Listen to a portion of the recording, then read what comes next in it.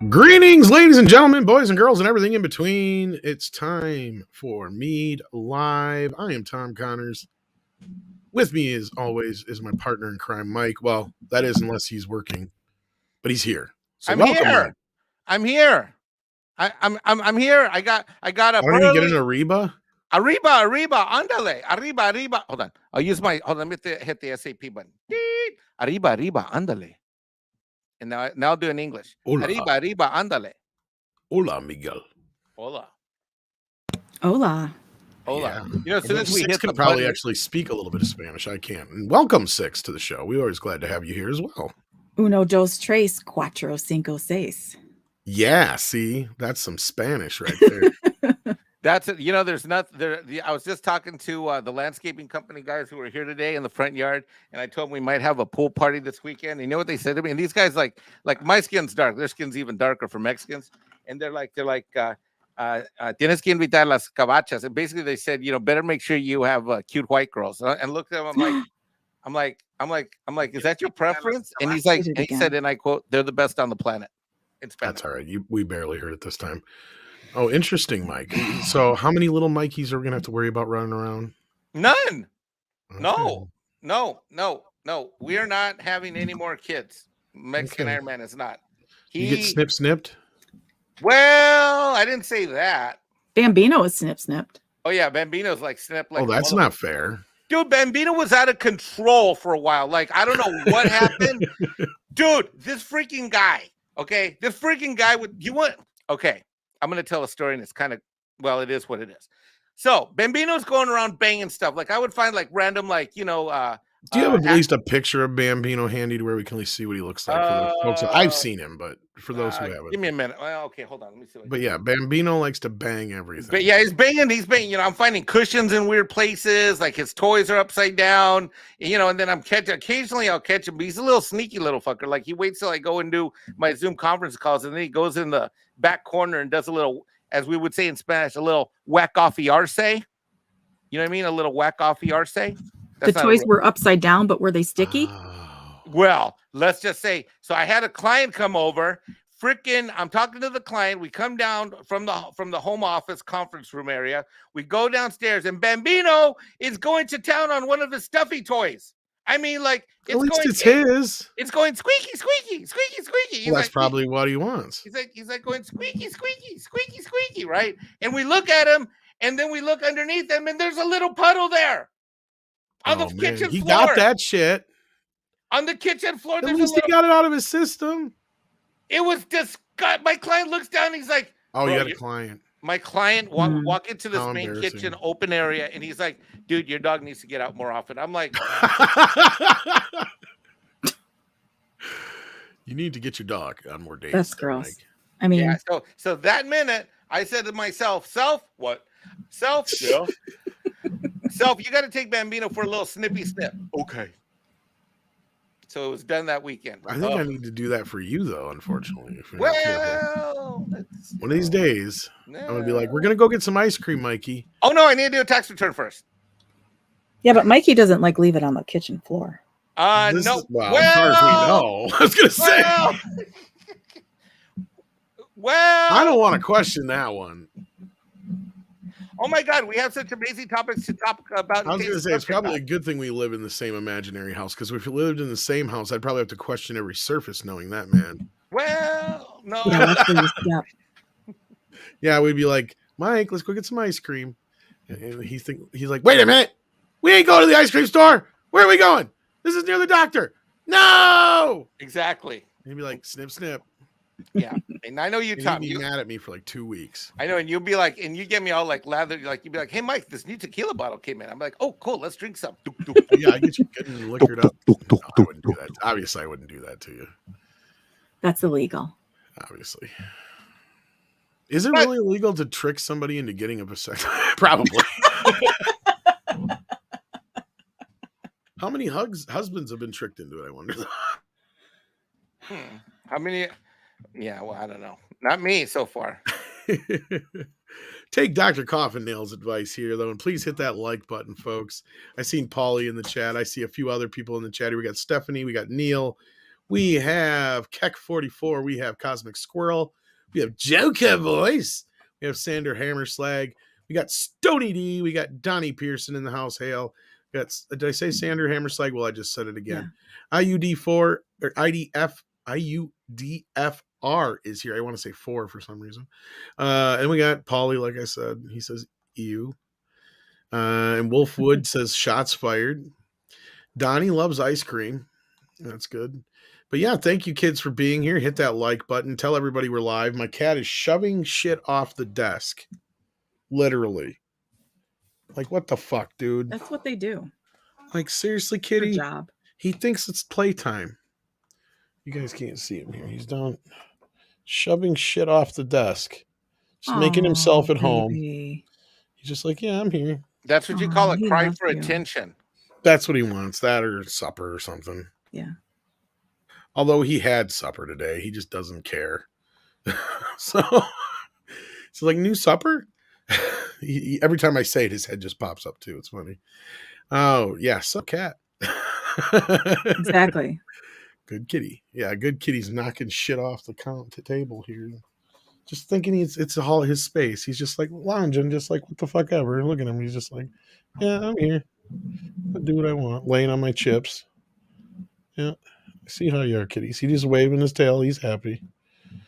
You don't care. 0 fucks to give. Yep. So yes, we got some news to talk about. Hopefully some kitty, come on now. Jeez. No, stop it. Anyway. Such a good little asshole. He is being an asshole tonight. So I'm trying to move some stuff around here so he quits knocking it all over. Put some soft, quiet stuff for him to knock down. So well, make noise he had his bed up here and he wouldn't lay on it. So then I moved the bed. And now he lays back up here. So it's like, whatever. So anyhow, we had a few news items to discuss. Hopefully some other people will be joining us before too long. I see Joker Voice has been a member for 10 months at the minimum effort puppy level. Thank you so much for that, Joker Voice. We appreciate that. And so far, I believe that's all we have for any super chats or member chats. It's been pretty quiet so far, but that's okay. We will get started on the news then, just the same. I'm surprised Nick didn't hop in for this one because I knew he kind of looked interested in it. But let's start off with the She-Hulk news since that's the talk of the town. Reportedly, it's a mess. And what? Details on Mark Ruffalo's possible role. Yeah, I know, right? This comes from Comic Book Movie, but as you said, Six, it's kind of sourced from multiple places. Yeah. According to this, though, while much has been I'm going to make this bigger so I can actually read it when I get to the smaller words. While much has been speculated about She-Hulk, another troubling note has surfaced. Plus, we also have some info on the scope of Mark Ruffalo's role and a possible premiere date. We already know the premiere date, don't we? It's August 17th. Mm-hmm. Yeah. So when did this come out? You're a little late to the I punch. thought this was just a few days old. It might have. It is a few days old, so maybe it did come out before the trailer. She-Hulk, which has primetime Emmy winner Tatiana Maslany. Am I saying Maslany? Is that how you say it? I say it Maslany. Maslany from Orphan Black and Stronger, starring in the lead role, is arguably one of Marvel Studios' more anticipated Disney Plus series, especially considering all the Marvel Cinematic Universe tie-ins the show is rumored to contain. However, despite all the excitement, a recent report suggests there might be some trouble in paradise, and the show was experiencing production difficulties, with Ankler's Jeff Snyder saying, "I've not heard good things behind the scenes," which is what might have led the project being delayed. Now we have another note from a former Hollywood Reporter editor and Puck co-founder Matthew Maloney, who's a name we keep hearing more often than not lately, who seemingly corroborates the initial report, independently noting that he's also heard it's a mess.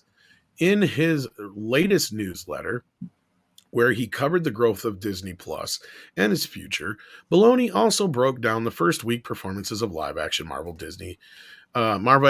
Studios series on Disney Plus, comparing Avenger fronted shows Hawkeye with 14.2 million, Loki with 12.2 million. Oh wow, Hawkeye actually did better than Loki. The Falcon and the Winter Soldier with only 8.3. WandaVision sadly only has 7.2. I can't believe that one did the least. Versus only show that introduced a new character, Moon Knight, with just under WandaVision was 7 million.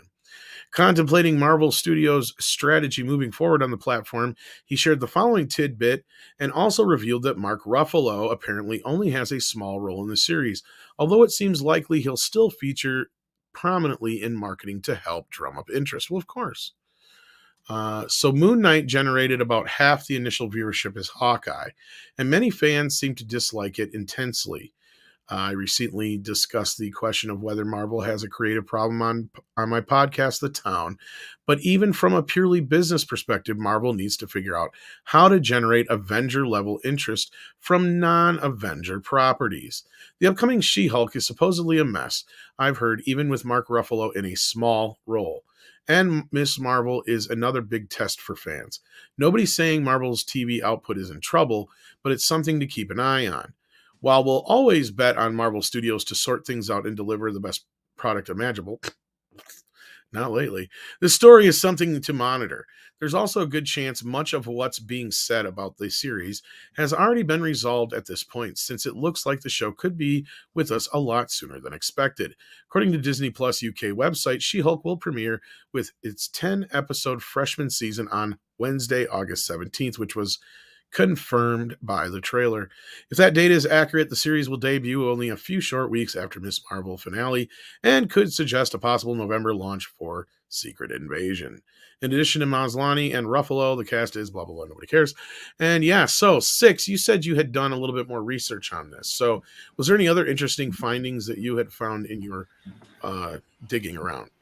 Not so much interesting, just I'm big on the original source, and there was a link in this article about who first dropped the news, and this person is very credible.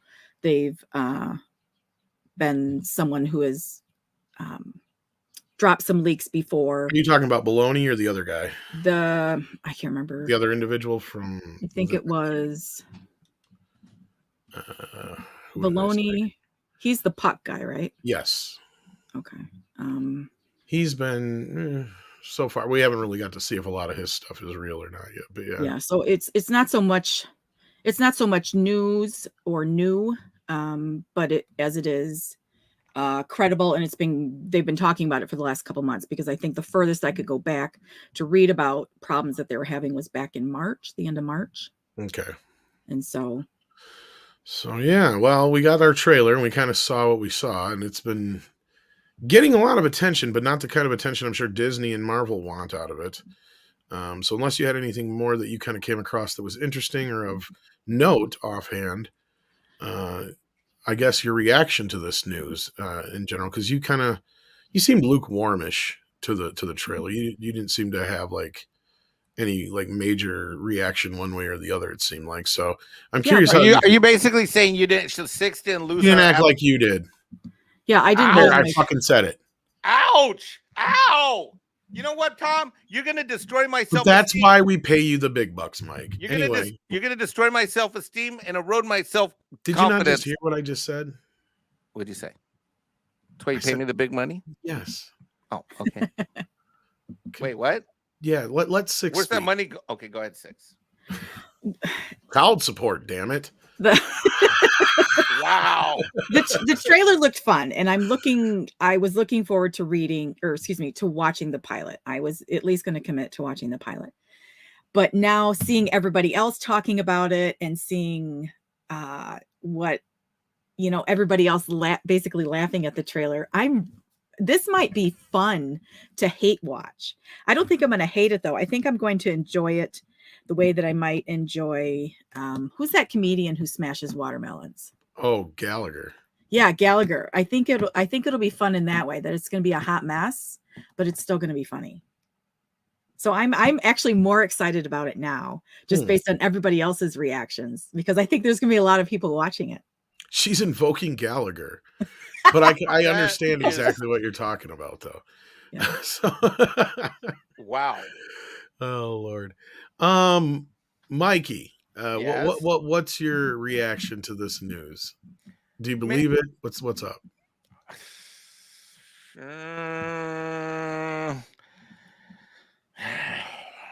Look, here's the thing I'm going to say is that we don't tend to get good Marvel series. As someone who just recently watched Moon Knight, and some of the episodes I rewatched it twice because I couldn't believe what I had seen.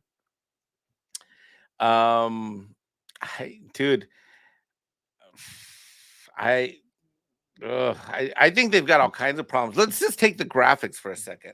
I mean, I'm just before getting into story or any of that stuff, just look at the graphics. What I've been shocked about is that the overwhelming number of people that had a negative reaction, including you, Tom, to the actual graphics of this. There are people that are noticing different shades and some of the precision of the CGI work. That's the thing, is that I think what we have here is we have a quality problem. You know, they just don't give a shit. And if they don't give a shit and they're slapping this thing together, which they very well could be doing, then it wouldn't surprise me if they've got problems behind the scenes. The other thing it tells me is that what they've put together, whatever they've put together, there's been some creative debate behind the scenes as to what direction this show should go in.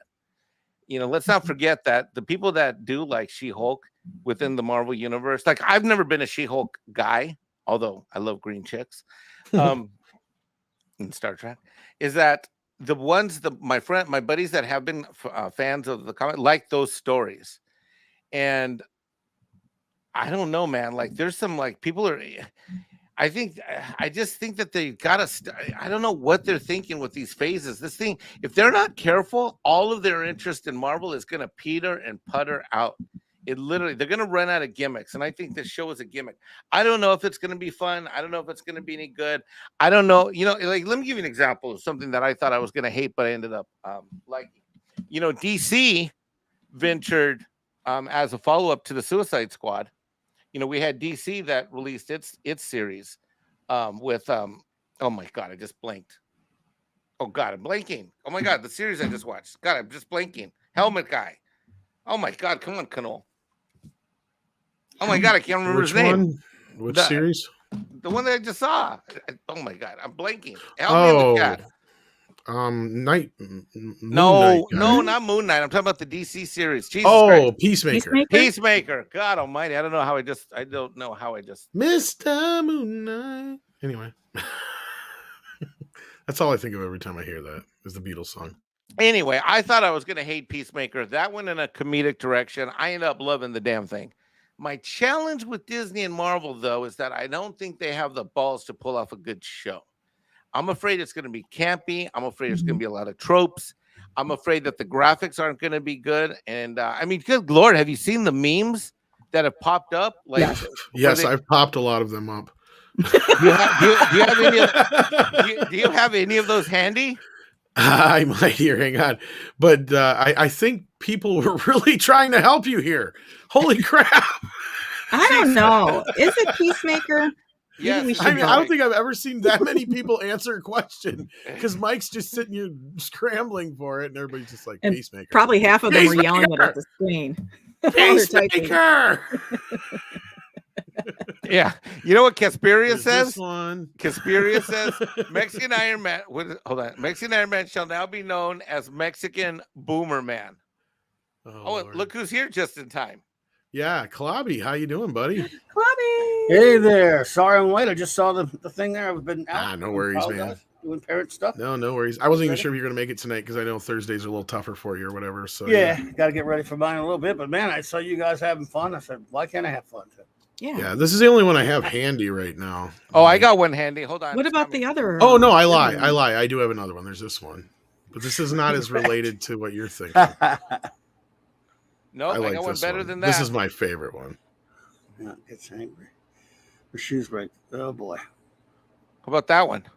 Oh, wow, yeah, I've seen that one too. Yeah, I didn't save it, though, because everybody was already posting that one. The which one? The naughty one. I didn't know there was a naughty one. Yes, you did, because I saw it on your timeline. Oh, the one with Nick? Yeah. We were saying it was Nick Weiser. I think it was Az that posted that one. Hang on. I think I know the one you're talking about. I think you liked it or something. And that's I was hilarious. Your name yeah. was associated with it. Oh, I'm sure. Yeah, because Az liked it and I reposted it or whatever. Or Az Hail. posted it and I retweeted it. Hail, I know Jack. what I'm trying to say. Az tweets too much, though. Jesus Christ. He does tweet. He tweets more than I do. Oh, Lord. Where'd it go? He posted the one we got up right now, too. Let's see here. Jesus Christ, Az. Here it is, finally. Yeah. I know, right? Yeah, this is the one you're talking about, I think. Because I was like, are you sure this isn't Nick Weiser? Speaking of him, I'm surprised he didn't get here. Where is Nick? Yeah. Oh, here we go. That one there, yeah. Wow. Holy. Yeah. That looks like Nick. That's what I said. That totally looks like Nick. Why He's is pretty Nick pale. with the green girl? Because he's in She-Hulk, I evidently. thought he had a girlfriend or was married or something. Yeah, I don't think he know. is. It's a movie. You guys know who that is? I don't even know this. I have no idea. It was from the Probably porn wants her parody. number. Don't forget I mean, I thought you said you guys knew who my the dude was. I know he looks like Nick, but No, we're just kidding. I'm just kidding. I just think Nick's out there listening, and I want to get another jab in there for him. But yeah, this one's a pretty funny one too. As Yeah. we showed already. Wow. I almost couldn't tell that from the original trailer. Yeah, and then I said this was the one I shared already. Well, here's one that's not related to that, but I love. Yeah. Oh, And while we've got pictures up, Wow, this is when I saw, what the fuck is Gizmo doing out during the day? Oh, is this a That new is show? daylight behind him there. What is he doing out? He's outside. Is this I a new love- show? I saw you This is the tweeting new some show. stuff Oh, man, yesterday, I'm Tom. fucking freaking the fuck out about this. You have no idea. Oh, This is, my. Yeah, I'm keeping that. It's pretty much whatever on Twitter because that is not really newsworthy here. But yeah, we're just talking about the possible disaster that She-Hulk is. I don't know if you read the story or not. Yeah, I was talking a Bobby. good bit about it yesterday. I'm She-Hulk's a character. I know I'm going to get. I guess people won't like it, but I've never been a fan of the character. When she first appeared, it was basically Stan trying to protect the copyright, afraid that there was going to somebody use a She-Hulk type character or something like that. They'd had difficulties with that before with Spider-Woman and stuff. So that's why they went and But I remember buying the first issue back in 1980 or whatever it was, and liking for the John Buscema art, and thought it was kind of an interesting idea. And after that, the comic just was one of the worst comics, and it was a joke. The Savage She-Hulk lasted 22 something issues. Now, of course, they're key issues because of the show, and she was not that popular. But no one loved her more than John Byrne. Okay, you wouldn't even be seeing a She-Hulk TV show right now without John Byrne, because he takes her, he falls in love with her for some reason, even though the comic was a joke. No one liked it. He put her in Avengers, and then he put her in FF. And finally gave her own series called Sensational She-Hulk. And that was the one where she's breaking the fourth wall. And it was a humor comic pretty much. And that's what solidified her popularity in the late 80s into the early 90s, the John Byrne Sensational She-Hulk run. But I've never liked her. I've always said she was annoying. Maybe good looking, I've never but been annoying. a huge fan, and it has more to do with the redundancy factor. But I acknowledge that Yeah, people She-Hulk like her. has a very She's cult popular. following. Yes. So it's Very not like I don't understand that she's popular, and I can see why. And at least she is she's not like a complete carbon copy of her cousin. No, she has her own personality. Yeah, I so thought there is that. Yeah, I mean, I remember when was it that mid-90s Hulk cartoon, which I thought had Lee Ferrigno doing the voice, which kind of at the time was kind of an okay cartoon, but she totally took over the thing and became the star of it. And she was annoying on that, and to me, she's just always annoying. I don't know. So a show, I don't know. I mean, Marvel always has it out for Bruce Banner. They do not want him to be able No. to be the Hulk ever. It's nonsense. No, you're right about that. They don't, and well, I know we can't get a Hulk show, of course. No, why? Why would that make sense? Well, someone last night told me, I don't know if this is true or not, did they really spend like $200 million on a 9-episode show for this? I wouldn't be surprised. That's insanity. It looks like, oh, man. Is it 9 or 10 episodes? I think it's 9. I think it's 9. Maybe it's 10. What did it say in that thing we just read? Someone told me 9, but it could be wrong. I read but 10 still, and that's something a lot of today. It money. might have been 10. But it might have been old when I read too. It depends. They changed the link because they changed the amount of shows. I think a couple of those were before they came out. Okay. People in the chat are saying 9. So 9. Okay. That's a lot of money for a show that looks like that. But if you're going to spend that kind of money, how about a Hulk show? I'm just saying. I don't know. I know it's sexist stuff for me, but your buying habits as a boy when you're buying comics. Let's also be honest about something. Younger boys and young teenagers, male teenagers back then generally bought the male superheroes. Not much. I bought a She-Hulk here and there and a Wonder Woman here and there, but just that's the way we were back then. You prefer men. That's totally fine, Clobby. No judgment. When I'm reading I'm just telling you. Fell right into that one. But it is true. I know I knew I was risking that joke, but it's true about sales of comics history. Well, I don't think it's sexist to prefer the Incredible Hulk versus She-Hulk. I prefer the Incredible Hulk over She-Hulk. Well, I happen to love Wonder Woman. I love $6 Million Man more than Bionic Woman, though. If you say that you don't like She-Hulk because she was a woman, and if she was a man, she would be better, then that's sexist. But preferring one character over another is not sexist at all. No, and I agree with you, because in a way, like, I look at Supergirl as uber redundant because you already have Wonder Woman, right? Who is already kind of Superman's equal. And when you kind of pretend that she already has her own identity, when you bring in Supergirl into the mix, it's just, to me, it's like, well, she was also Super Cousin and Super Larry and Super Supergirl Phil and Batgirl were also created to protect copyright. Yeah, I know. Yeah. So you already had Wonder Woman. What I'm saying is the buying habits of boys who comic books were generally aimed at throughout the golden and silver and bronze age tended to lean towards buying the male superhero comics. That's why there weren't very many female superheroes. And that said, I like some of my favorite superheroes are female superheroes, but it is true that most of them didn't have their own titles very often. And that's not because I didn't want them to. I would have bought, there are a few superhero ladies that I would have bought their comic, but Wonder Woman I bought a little bit. But I'm just saying, She-Hulk was just, I don't know. I didn't like her. Everyone else did. Yeah, but the beauty of Wonder Woman is she isn't just Supergirl, right? Or Superwoman. No, right? She's not. Basically. She's her own character. Yeah. Joker Voice says the She-Hulk disaster will be in true MCU fashion if they bypass Ben Grimm thing and insert She-Hulk into the Fantastic Four. Keep talking. Don't even start that. No. I've been hearing some rumors about some possible gender swapping going on in it happened in the comics. Fantastic Four. What did they do in the comics? Well, around the mid 80s, they canceled Marvel 2 and 1 and gave the Thing his own comic, and they didn't want him to be in too many comics, and John Byrne was in love with She-Hulk. He'd already put her in the Avengers, so they took Ben out of the FF, which really aggravated me, and they put She-Hulk as this replacement. Don't be surprised if that happens, kids. But if not, watch they gender swap Ben Grimm. Oh, that's going to happen. And it'll be played by Melissa McCarthy. You watch. I shit you not. You watch.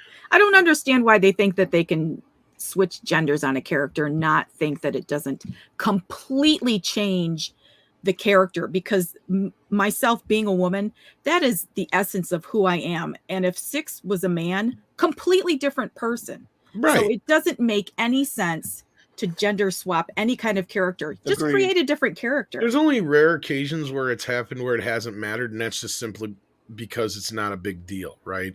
You're not talking about a major character or a situation where the character's sex had anything to do with what was going on in the story. Right. Right. I mean, even for, the go-to example is always the script for Alien. They wrote that as every character is basically androgynous names so they could insert whatever actor they wanted to, whether they were male or female, into the roles. And it just so happened Ripley ended up getting cast as Sigourney Weaver, but they didn't write Ripley as a woman. They didn't? No. It was just all of them were interchangeable as far as their sex. So the panties and the wife beater at the end. That was just all because she had to get in the fucking suit. Oh. That was just luck. We just got Wait a minute, are you luck of the draw. serious? No, we're 100%. I'm 100% serious. This has been well documented. Yeah. That's why all of their names are are very like, they could be male or female, a lot of them. If you go through it, Dallas, Ripley, Ash. Wow. They all could be very interchangeable for one or the other. Yeah. Nice. Which is fine because they weren't established characters. Yeah. Exactly. But at that point, the sex of the characters had absolutely nothing to do with the plot. That's Right. why. It all had to do with the fact that you have people in a work The environment. story, right? And in that environment, there's something that's introduced, and it's an alien, and boom. You know, after that point, it doesn't matter. You don't have a bunch of people having sex. You don't have, you know, a bunch of. This is what bothered me about fucking the last Alien film, right? Because that is where they had a lot of that kind of crap. It's like, who cares about all this shit? Yeah. I don't need a shower scene in a fucking Alien movie. You know, it's already Halloween in space, so now it's Psycho in space too. Yeah. Like, really? Okay. But Lord Kamina too says, at Mike, Yes. how do you What? like the video I sent? He sent you a video, evidently, Mike. Lord Shit, I've been Kamina working did. all day. Where is it? Is it in Twitter? Let me go to my Twitter. You'll have to alert him to where it's at, Lord Just Kamina. Don't send another super chat. Just at me Right, right just now. let us know, and we'll get back to that. Night of Snoke sends a buck in and has a question. Do we ever see a time when you move on from big Hollywood franchise covering and get into independent and international sci-fi, fantasy stuff coverage? Sorry for being off topic. No, this is a great question. I've kind of discussed where the future goes, but we don't like to get too ahead of ourselves because we're already 10 years behind, it seems like, every time I turn around.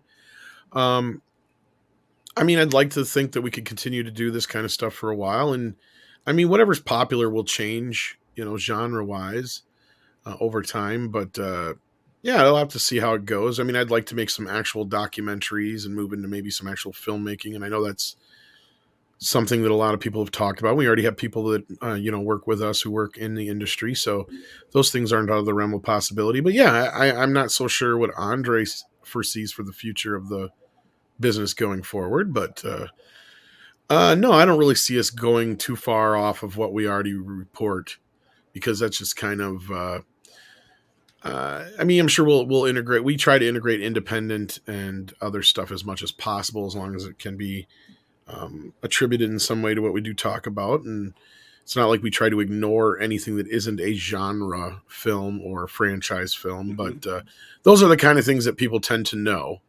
So they drive the you know, the foot traffic, let's say, for a lack of a better term. Well, and you talk about what's yeah. interesting to you. Exactly. Well, Sure. and that's just it. You know, I mean, you say, I'm going to talk about Ghostbusters, and people's ears perk up. You say you're going to talk about, you know, Dragon Google, and nobody knows what the fuck you're talking about. So, you know, I mean, and again, Right. I'm not trying to put down anybody's original ideas. I'm just saying that that's just kind of how it works. But then through that, we do talk about other things. So that's kind of how it works out. Sure. Yeah, as far as the future goes, I can't really say yet. I don't like to get too far ahead of myself. I mean, the channels were founded on the premise of major franchise. In Hollywood. Kind of. I mean, more so the darker side of, like, you know, Andre kind of and Kevin kind of got into it more so like they were Punisher fans. Andre being a big Dredd fan, Conan fan. So it was kind of more built on that kind of stuff. But then it took off with the Spider-Man and Ghostbuster and Fantastic Four reporting. So we just kind of expanded from there. But we're still kind of one of the best places for Conan news and a few other things. So we still got our pulse, our fingers on the pulse there as far as that goes. But yeah. But thank you for that. Amplify Create says, I'm so upset over Doctor Who. They've gone over more woke with race swap doctor and trans companion. I'm gay and it's still way too much for me. I'm done. Yeah, I feel you. I saw that first look at Quantum Leap and I'm just like, what the fuck is this? But I'm not the big, huge Doctor Who fan here. I don't know if Klobby or I am. Mikey has something to say about this. So go ahead, Klobby, then. Oh no, I'm saying I've been a fan for 40 years now, and I love it, and I'm done. I guess I'll watch. I don't know if that's true. I'll probably, out of sick morbid curiosity, watch the 60th. But I've checked out and have created my own headspace canon to end with Matt Smith. Even though I love Capaldi as an actor, I did not like the way that Doctor was written or the way Moffat wrote that whole run. And of course, I hate the Chibi Whittaker crap. So for me, the entity known as the Doctor ceased to exist after the time of the Doctor, after his natural regenerations ran out, whatever that is now. Although I still get watching it, so I'm hypocritical there. But for me, that's the way I kind of put it to rest in my head. But I will watch this. Oh boy, the 60th. But please, anyone, all I'm asking anyone is don't trust RTD and don't get your hopes up because it's going to get them dashed again, probably. Well, you know, I feel badly, and this is not a smackdown on your age, but because you who've grown up with Star Trek and Doctor Who and myself and people, I'm a little bit younger than you. We've grown up on these things. We were basically born, for myself, born loving Star Wars and grown up loving Star Wars. Mhm. And so when we get shit that we are insulted for not loving, it's, Mhm. you know, it harkens way back to our, you know, such a huge part of our growing up. And so I'm not a Doctor Who fan. And that's only because I haven't watched it. I've watched maybe one episode and I liked it. I just haven't dove in. And with Star Trek, I haven't watched a whole lot. Most of original Trek I haven't watched. So, you know, you can find comfort in other fans who are struggling with their fandom, even though I'm not so much in Star Trek and Doctor Who, because I empathize because I'm in it. I'm in the muck and the mire with Star Right. Wars. Sure. But we all have at least one or two or three dogs in that hunt, or you know, the ones being Right. things being destroyed. I just happen to have the trifecta because I'm actually a Star Wars fan as well, but a Star Trek and Yeah. Doctor Who that mean the most to me. And but you know what? Years before all that started happening, most of my favorite comic characters were ruined by the big two anyway. So Mhm. No, I think I've been Six putting is up with it right for a though. It's while. almost like a chain link because, like, you know, each and every one of us has our couple of franchises we love, and we're all linked up in some way by them. Whether it's Star Wars, Star Trek, Doctor Who, He-Man, Marvel, DC, inserts whatever else has been destroyed here. Right. You know, like Mike and I, of course, Motu is a big one for us, but you know, we can also relate with Star Trek. So it's like in Star Wars to a respect. But yeah. And But as someone, well, I just wanted to say this real quick, is that I'm going to say it, and I'm just going to say it because I've said it other places. I think I popped it up on Twitter and other places when I'm asked. I want my Doctor Who to be a white English guy. I want him to be from the UK, and I want him to be white. And I don't want him to be Mexican. I don't want him to be anything else. I want him to be white. I don't need representation. I don't need any of that crap. That's the exposure. You don't want Mexican Sherlock Holmes? No. Because the only thing we're always looking for one thing, and that's the border. So you know we're not going to have a lot of stories to tell. I mean, it's like this week in a Sherlock Holmes. Vamos a buscar. We're going to find el border. Julio, which way is the border? I don't know. Let us go look. Okay. Next week on a Sherlock Holmes. Okay. We still did not find the border. It's easy peasy. Where instead we go of now? it's elementary. No, but I want my doctor. I am incredibly. I was very optimistic about news about who was going to come back and be the showrunner, and I don't know if I'm going to watch this. I don't know. I'm not the biggest Whovian, but I am a Doctor Who fan. But the thing is, I only have exposure to a couple of the Doctors. I didn't say watch every single Doctor, all the seasons. You know, not like hardcore like that, like I am with other fandoms. But I'm so burnt out, and you know, I don't know where I'm at with all this stuff these days because, you know, I mean, but African Americans are what, 10-15% of the population anywhere on the planet at any given time, yet they're all the rage. You know, Mexicans and Latino people, we're like 25-30%. You don't see us bitching about roles, you know, here, and there, you cover and all that. 33% of the entertainment industry. Exactly. We spend a third of the money, a third of the money that's spent is spent by folks like me. And you know what? We don't care. You know why? Because we're not whiny little bitches that are insecure. And we don't beg. And frankly, in order for me to be a hero as a Latino man, I am very content with having to look up to as my heroes in fandoms as Captain Kirk, you know, in sci-fi, a Doctor Who, regardless of which Doctor you might have liked. And the list goes on. And Luke Skywalker, you know, I mean, yes. You don't need, and let's face facts is that heroism and greatness is not about the color of the skin. It is about the soul that exists within and what you do with your heart and soul to create great acts and deeds in order to effect a positive change in the world around you. And that's to sane people, yes, but to not to the people running all of these franchises into the ground. Yeah, God forbid we want to see our heroes be heroic no matter what sex, race, color they are. Right. You know, creed, all that business. It's getting ridiculous. Cardinal Sin is in the house, though. That's not ridiculous. He says, Hail, Midnight's Edge, Tom, Six, and Mexican Iron Man. Chris, I think he sent this in before you were here, Clobby. But thank you for being here, Clobby, as well. And thank you for that, Cardinal Sin. And then we got Dearest, who says, if there's one thing Star Trek taught me, it's green chicks are hot. At least the show is letting her be sexy. Netflix era is where this belonged. I agree with you in the last part. I think we would have got a much better show if this was a Netflix show before Disney Plus. I don't want to jump to the conclusion that they're allowing her to be too sexy yet, though, because we've seen a few bits and pieces in the show, but we will also have seen some things where it's kind of leaning towards that feminism side of things. So we'll see. We'll see. They haven't exactly. Here's the thing: they act like they're all wham in power, but they haven't exactly let any women be sexy since Black Widow. Let's be real. Even Wanda has never really been allowed to be all that sexy. No. So, and didn't she also want? Me, so yeah.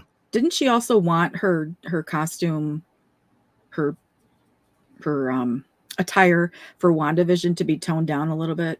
Probably. I can't remember why, if it was her own modesty or if it was to fit more with the character in the comic. I know her. I know if you're talking about the Scarlet Witch outfit.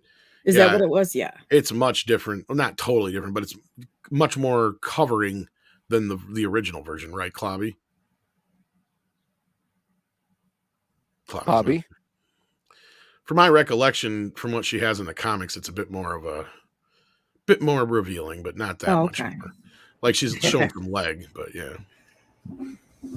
Clobby's off thinking about Scarlet Witch. Yeah, he's off thinking always. about Scarlet Witch. Always. I mean, yeah. I asked you a question, but I must have missed it. Oh, I'm sorry.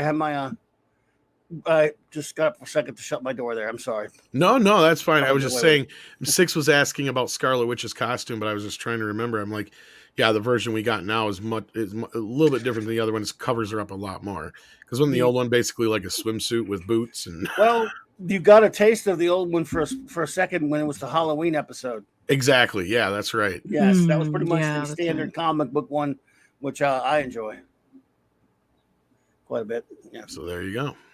We'll have to wait and see here. I didn't hear you. We will have to wait and see, though, if she actually gets allowed to be sexy. Wolfwood has become a member. Well, thank you, Wolfwood. We're glad to have you as a member. And then we have Tim Hayes, who's been here for 8 months at the minimum effort puppy level. What level was the last one, though? I didn't see the level. Minimum effort, the new member? Yes. Yep. So we need to do a sticker or a video. Minimum effort puppy for our new member. Thank you so much. That's like me when I go to the gym. I kept minimum effort. Yeah, that's pretty much me. I can't wait for my Congo video. Congo. You should be more like the Flash, Mike. And Lord Camino, I just saw the video. Freaking awesome. Okay, so you finally got to see that? Okay. Yeah, it's a short little. Is something we can share, or is it just something? It's a sexy anime. I don't know. It belongs to someone. Okay, never mind. Something for you to whack off to. Gotcha. Yeah.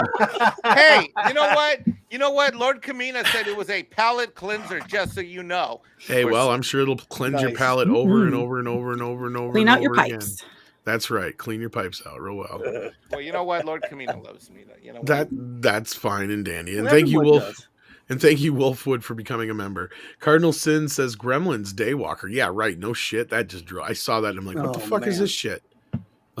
Do they not understand what Gremlins are? They made the rules. Did you forget the rules? Everybody knows the rules. Wait a minute, Tom. Are you saying that someone made something new today in 2022 and they don't understand the property they got a hold of and they're making it anyway? That doesn't happen ever. What freaks me out even more is Joe Dante is supposed to be really consulting on this. Yeah. They called him on the phone. He says, "Yeah, sure, guys." No, but what does consulting mean? Consulting means like bought him and he signed off on doing it, and who the hell knows? I mean, what did they say about Cowboy Bebop in the beginning? Right. And then he got axed off. I mean, when the first announcement came out, they said that the creator of Cowboy Bebop was going to be integrally involved and assisting in the development of the project. Well, guess what? We got crap. He was involved in cashing a check. And I was never a big Cowboy Bebop guy. Did you know that I bought and I watched all of the DVDs so that I could get ready for the Cowboy Bebop Netflix live action? I watched them all, and I loved them. I thought they were great. And I am not an anime. Tom, we are not anime guys generally. No. Right, Clobby? Same here. I got to say, to me, anime kind of stops and starts with Speed Racer and Gigantor. Is that Go Speed Racer?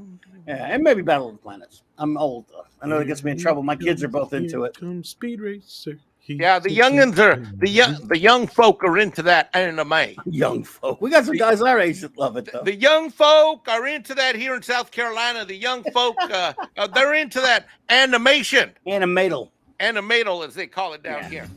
I don't believe you.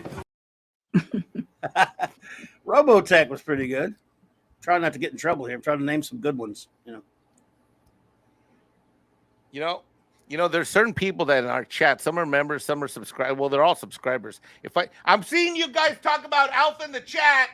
I see you. I see you, and I see you. I see you over here. I'm coming back, Mikey. There's another guy over there. And some of you, and Shum, I saw that. And who else is talking back there? James Villanova, I saw you, Villanueva. Freaking guys out here. Wow. They talk about Alf and you in chats and channels you're not even on. And Shum's talking about me and Amber Heard. Never happened, never met her, never would. Well, maybe someone. Well, if you show more respect. So go ahead. I was going to say, if you show more respect to the Flash, the great character of the Flash, maybe you won't get so much flack. Flash sucks. We've discussed this on your channel. We've discussed this on your challenge you to a duel, sir. I know for a fact that you have your Flash avatar because you're on Midnight's Edge After Dark. You're on my home turf, and you know. Okay, so the only thing. I didn't even notice that. Oh, really? Really? Of all the avatars you could have picked tonight on Midnight's Edge After Dark, you picked the Flash. Oh, he's totally taunting you. Accident. Knowing that we've debated, I hate lightsaber duel to figure this out. I hate Alf more than the Flash, but the Flash is a real close second. We can have a race. That would work. Gee. Flash versus Speedy Gonzalez. No contest. Dude, Flash Speedy runs Gonzalez, around. Speedy Gonzalez will smoke your Flash. Flash can run around the world like 20 times before Speedy gets out of his set.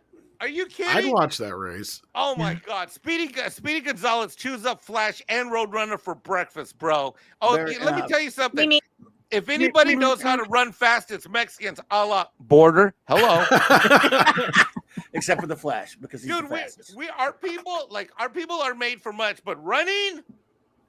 By the way, do you know how powerful the Flash is? Even the Wally West one. Did you ever watch the Justice League cartoon? Did you ever watch the Justice League cartoon? Just to give you an example. Yes, he's so annoying. Remember the episode where he took out Brainiac by running around the world 1 billion times and almost killed himself? Whatever. Overpowered. Powerful. Lame.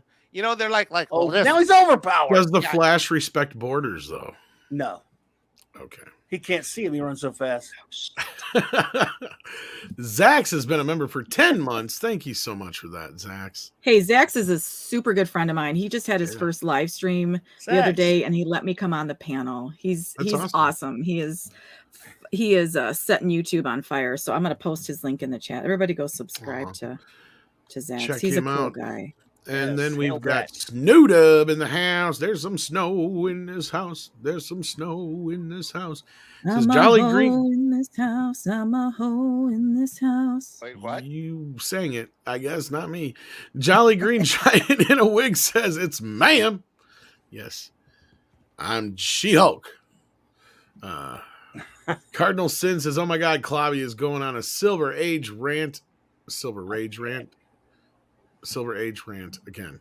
Yes. More gold and silver and bronze. Like spread it out amongst the Silver ages. and gold. Oh yes, Silver and gold.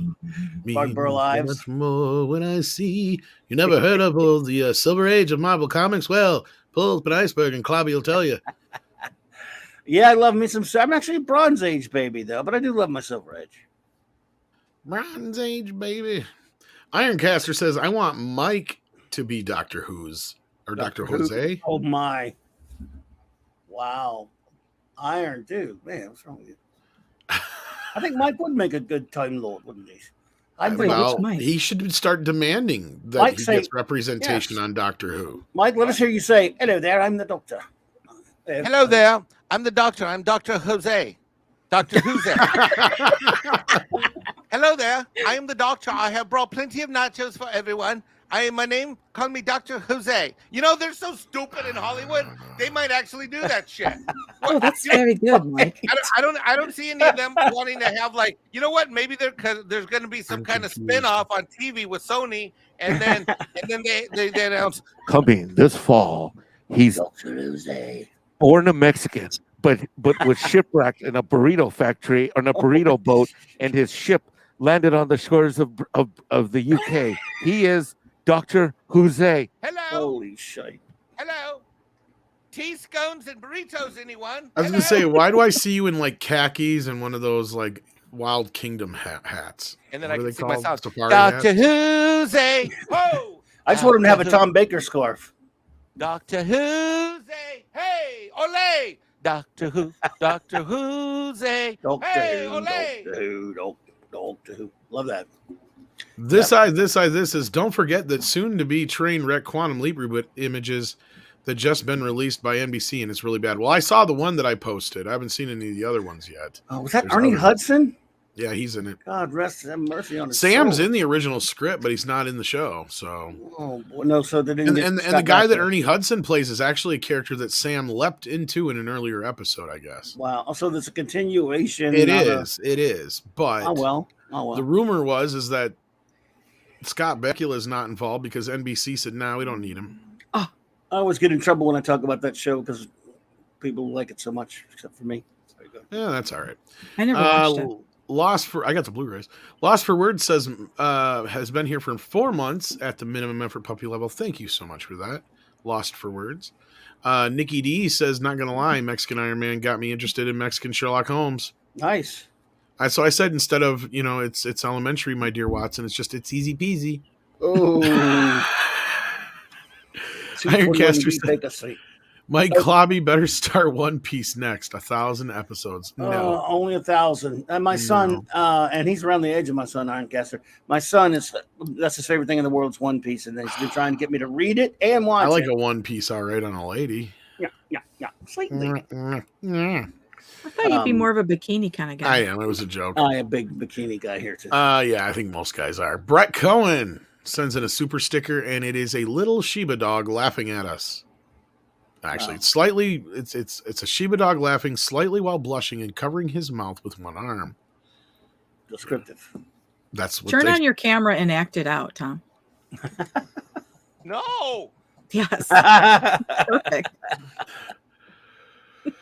Nikki D says Zaslav has been on the warpath with canceling a lot of stuff. Any news, rumors on the direction he'll take with DC and maybe Cavill return? Well, I haven't heard anything recently, but I would assume that those are things that he's thinking about. I saw the images for Gotham Knights, and I'm like, good God, what the fuck are you thinking about allowing? But it's probably because it's going to be cheap. Other than that, he's got a lot of stuff to wait to finish up to see how this is going to go. But I already predicted that we'll probably just get a DC Snyder Universe 2.0 rebuilt after all this crap is done and over with. What do you guys think? Let's start with you, Clobby. I think. Oh man, I want to get in trouble when I talk about DC Universe stuff. No, but you can't get in trouble. This is a safe zone. I think anything bad that will make me sick that I hate is probably going to happen to the DC Universe. No, it's Jar Jar Abrams. And he's the boss, right? Isn't he? Not really. He's got a deal, but we're not. He has a deal to make content, but he hasn't actually moved forward. He hasn't really actually done anything yet. Right. He got a fat check. Basically, he got a retainer check. We don't even know if he got that, to be honest. Oh, actually, that's. I've heard rumors that he hasn't gotten shit because he hasn't delivered shit. Well, he likes the metal. See, I don't know anything about Zaslav as you guys do. So I don't know whether he's the basics is this is the guy who created Discovery, tore it down, rebuilt it into their massive amount of channels they are now. Right. And they're like the number one producer of like unscripted material, I think, if not number 2 or 3 if that. And the Discovery app, even though it doesn't have a shit ton of subscribers, it has consistent subscribers, and they saw what this guy had done for Discovery, and I think he came into NBC in the late 80s and really revamped a bunch of shit, and he's not afraid of killing the baby to restart over. In that case, no, go ahead. No, I'm just saying he's really kind of cutthroat, really kind of old school family kind of guy from what Right. I've heard. So yeah. Okay. Well, in that case, I think he will come in and look at all the garbagey crap they've been doing with the DC characters through CW and through all that stuff, and probably clean house. Do like a He's Crisis pretty on much Infinite Earth, canceled like, every DC show on he'll CW. be like that wall of antimatter in Crisis on Infinite Earths that wipes out everything and starts it all from scratch. But even though I hate the Snyder crap, I think Cavill is a good, well cast. He might bring back some of the more popular people cast from some of those things, like a Snyder, like some of the Snyder people, like Cavill. What's his name? Jason Momo Face or whatever. Momo. Some of those people. He might be smart enough to say some of these guys are kind of popular. The ones that where he'll pick and choose from stuff that came before, but for the most part, probably repopulate it and start it all over again. Try to see if he can recapture the magic that Marvel did in the for their original years of the MCU. He seems like the kind of guy that actually is interested in success rather than message. So I don't know. But I don't know him. Mikey? I say burn it all down and start over. And this is as a hardcore Snyder fan. Oh, I agree with you. Yeah, he should. But Just don't go back. Just leave it, because even though I'm a big Snyderverse proponent, I was, you can check my Twitter feeds, everything else. I was a big time Snyder, all for it. The thing is in shambles. I mean, just half the core group of 4 actors are in shambles in the public. Zack Snyder's done some questionable projects like a zombie movie, which wasn't particularly well received or great by any stretch of the imagination. Only by Snyder fans, really. And I've always said, even since when I was supportive of the Snyderverse coming out, I always said that the stories that he picked and how he wanted to string them together, it just didn't make sense to do within. Because I love those comics, those stories that he wanted to tell, but they were much longer runs. They were in their own silos, and the way he tried to put them all together, I didn't believe was going to make sense, and they didn't, and they didn't, and they just didn't. Right. Even someone like, okay, yeah, I like how Snyder's trying to show this or that type of thing. It's a lot to me like the same thing with like the 300. If you watch any of the classic movies from the 50s, 60s, about like Spartacus and all that stuff. It's the difference in the palette and the look and the feel and the graphics is very different and enchanting in a lot of ways. But what he did with that universe, how the stories he picked to tell, the problem with the stories he picked is that they're all sort of silo stories. They begin, they end, and they're very much their own little boxes within the old comic universe. What we need to burn this whole thing down, start over, and what we really need to do is we need to go to the greatest hero. And again, I'm a Batman guy. Everybody knows I'm a hardcore Batman guy. I own every episode of the animated series. I own every episode. I mean, I own it all on multiple copies of every movie, et cetera, et cetera. What we need to do is we need to go back, burn it all down, and we need to go back to Tom's favorite, which is Superman. And we need to do him right. He needs to be a great hero. He doesn't need to be exploring his transgender identity when he's growing up as an 8 or 9 or 10-year-old, which could happen. Probably. Right? And we need the hero that will bring this country together and be the hero we need, the hero that we've always needed to get us through. Because the history of Superman since his inception is that when America was at its most difficult point, Superman, in large measure, one way or the other, brought us all together. Absolutely. That's what needs to happen, but I'm skeptical it will, considering what we already are. And if you don't think George Abrams is going to meddle, then maybe if he doesn't, then maybe you're right. But I don't know. It's hard to believe him not. I mean, he's there. That's what he's there for, isn't it? 6. What's your response? Well, I've never seen. This is not going to be good. I've never seen a DC or a Marvel movie that I haven't thoroughly enjoyed, other than Doctor Strange 2. So I think it's because I don't have a huge emotional connection to it. That seems to be a pattern with me, that if I love the franchise, but it doesn't hit me in the feels, or it doesn't have some kind of relationship with me as a teenager or 20 something, then I tend to let the mistakes slide. I haven't finished Batman yet, so I might love it. And somebody said in chat that I wanted to bring up, they said, How do you know it's a disaster if it hasn't been seen yet? How about we watch the show before judging it? And I want to say that when I hear the people in our community, when I hear these channels talking about shows that they look like disasters and they look like they're going to just be a mess, I've never seen anybody claim that this show is terrible when they haven't seen it. I think that they always point out the fact that based on everything that they've heard, based on everything that they've seen, that the show is terrible, and they're not going to waste their time, because why should you waste your time watching a show that you don't have any interest in, or if it looks like a train wreck?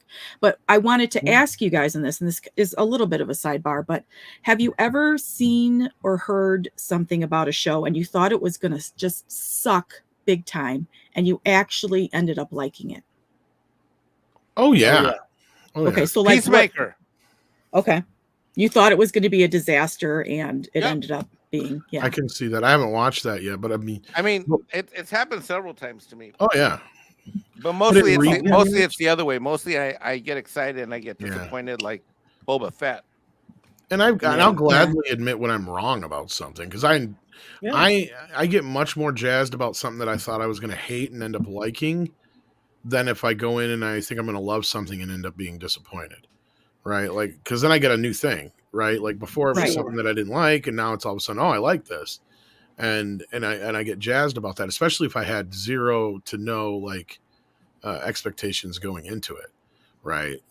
In the more recent ones that I can think of offhand, would have to be Cobra Kai. And people don't realize this, but when it was first announced for YouTube, I'm sitting here thinking, oh no, they're going to make this a fucking joke. It's just going to be one, because all I remember was the videos that put out there, about if Daniel's really the bully, and I'm like, oh, they're going to ruin Daniel. Mm-hmm. And I'm like, this is I remember hearing you talk about that. This is just, they're going to ruin it. And then when I finally saw the show, I was so relieved. And then I was so sucked into it. And now it's, as far as I'm concerned, the greatest show on television right now, if not one of the greatest shows of all time. Yeah. So I love being surprised like that. And I was even leery about certain things like Ghostbusters Afterlife and stuff. And I was pleasantly surprised with that. And how much I enjoyed it. Even if you do, and I can't argue with some people about how some of the fan service was played out in the film itself. My point is even if you didn't have that stuff, the characters that were in the film carried the film well enough for me that I was invested in those characters, and that's what mattered to me most. So yeah, I love it when we have those kind of things. And in most recent years, those are the ones I can think of offhand, but I'm sure there's a couple more. But more often than not, like, I mean, even stuff like I was a little bit more impressed with Hawkeye than I thought I was going to be, but then the show fucked up the landing, so like and it's one episode that takes the entire show off the rails, right? That's all it takes. So and sadly, that's been just about every one of these Marvel shows on Disney. It's that last show that'll end up taking it off the rails, or the last 3 or 4 shows. And but no, I agree, we don't. And in fact, I think we all talked about it very speculatively. And in fact, you, most of all 6, were kind of the most openly about the idea of that this could be fun and exciting and whatever. And I'm not going to judge it before I see it. And this is one of the few shows that I am kind of excited for, because it does have the Hulk connection, even if I don't care about the character so much. Mm-hmm. It's more than just some character I've never even heard of before, like Moon Knight, where even though I know people like that character, after 2 episodes, I checked out. And I don't know anything about the character really, other than the basics. So he never shows up, so you're fine. That's what I've been told. Like I didn't miss out on anything. So you didn't miss any out on Moon Knight for sure. And I see Stephanie Janicek. You said you sent us a super chat. Did you send it way before? No, she says it didn't go through. I was gonna say because I'm not seeing it anywhere. I went up and down twice. Okay. Okay, I just want to make sure we didn't miss something. But yeah, I mean, Stephanie, get better. She's been fighting the COVID. Oh god, I know. You know what's scary? What's fucked up is I know more people now who have it than had it when it first happened, and between this whole time since. Get well, Steph. Here in South Carolina, we call it the COVID. COVID. Nikki D is in the house and says Zaslav is. Oh, we got this one already, but thank you for that. I went and reread the same one twice for some reason. Daryl Brewer says Speedy with or without ICE. I was gonna say you can say that about Flash all you want, Clobby, but you yell the right words behind Speedy, and he might. That would that's a good point. Maybe to speed Speedy up, You know what? Speedy doesn't need ice behind him, but you know what? Since we're gonna lap Flash anyways, we'll put ice behind him for that extra motivation. So instead of the Speed Force, he has the Ice Force, I guess. La migra, andale. He's an important part of my childhood. I love that cartoon. Cardinal Sin says, who does a guy have to blow to get onto this chicken short show anyway? Cardinal, you don't even want to know what I had to do to get on here. Are you talking about our show or She-Hulk? No, I think he means Midnight Edge After Dark. Oh, okay. I don't know. It depends. Give me a jingle and we'll talk about it, I suppose. I don't know. I usually make people go through a lot of rigorous shit. There's like boot camp and then an obstacle course, and there's talks very mean to us. A 75-page algebra. Yeah. But how come I was the only one that had to do the foot rub thing? Well, somebody's got to do it. That was weird. Better you than us. I had to do the donkey show. Donkey show. Everybody has their thing they have to do, Mike. It's just everybody has to give a piece of their self. Yeah. You made me sit through Man of Steel again. Man of Steel, I'm stealing that. I like that movie. I still love you anyway, 6. But wow. Here's the thing. Like I love you too, Clappy. If I can separate it from a Superman movie, it's a decent movie about an alien who came to Earth and fucked shit up. But I disagree, but that's fair enough. At least you separated it. That's fine. That's all we need. If you separate it from the fact that it's a I appreciate the separation there. But if you put it on the level of it's not a Superman movie. I don't care what you say. Because I have separate. No I got Superman it involved. the other day. And you were like backing me up in the chat. You're all like, yeah, get him. So I'm like, I'm sick and tired of this Superman on his first day, Batman on his second year. Origins. No, it's bullshit. Because when Batman decides he's going to be Batman, he's already done the training. He already knows what he's going to do. He just needs that symbol, that last spark. Yes. That's what sends him down that road. At that point, he's already established what he's up to. Same thing with Superman. He goes into exile and comes out fucking Superman. Yeah. And he's called Superman. So, like, Superman. They say it twice in the movie because Zack Snyder's such a jackass. He doesn't respect Superman. Don't get me started on Snyder. Blood pressure. Sorry. No, there's a reason why he's called the Big Blue Boy Scout. He's damn near perfect, right? I mean, he's as close as you can get to perfect in so many ways, like in a lot of reasons. And that's why I love when you play Clark in different ways because, you know, it's either how he kind of just does his thing. I love the more bumbling Clark Gable kind of Clark that we got out of Christopher Reeve. If you want to understand the true meaning of Superman, watch an animated film called Superman versus the Elite. It's all about heroism. It's kind of a strange art style to it, but it is the essence of the heroism of Superman. That was like 10, 15, maybe even 20 years ago, wasn't it now? It was like 2000. I was going to say it's a while. 11 or 12. Oh, is it only 10? Okay. Yeah, I was going to say it's been a while. I think I've seen that one. I might even have it. Yeah. Love it. Pajori says, what would Dr. Jose have to replace jelly babies? Wow. Would you care for a jelly baby? Jelly taco? I don't know. Wow. The red fishies? For Mike. Jelly. What does that mean? I don't know what any of that is. The doctor, his favorite candy is jelly babies. He's been having it since the very second doctor himself, Patrick Troughton, and then they were popularized by Tom Baker, the fourth doctor. And he goes, would you care for a jelly baby? You can only get this at British candy. You can't get it. In fact, they're illegal here, but we get them here anyway sometimes. I think jelly cow tongue. What? Plenty of Mexican candy, Mike. Come on. Dude, Mexican candy isn't like white people candy. White people candy is like, you know, sugary and sweet and yummy. You know what freaking Mexican candy tastes like? It tastes like one of two things. It either tastes like sandpaper or drywall. Well, why is it, though, that their soda tastes so much better? And you guys got all kinds of crazy That's different. When it comes to carbonated soda, we'll take a 5-gallon bag of like freaking sugar and pour it in a, you know, you guys bottle. make the best soda. Yeah, that's why jelly baby? That's why when they call pan dulce, which is like our Danishes, are fucking. I remember the first time my mom gave me. I specifically buy Coke that's Mexican Coke. I miss jelly babies. They're really good. Damn, you make me want one. Are they shaped like a baby?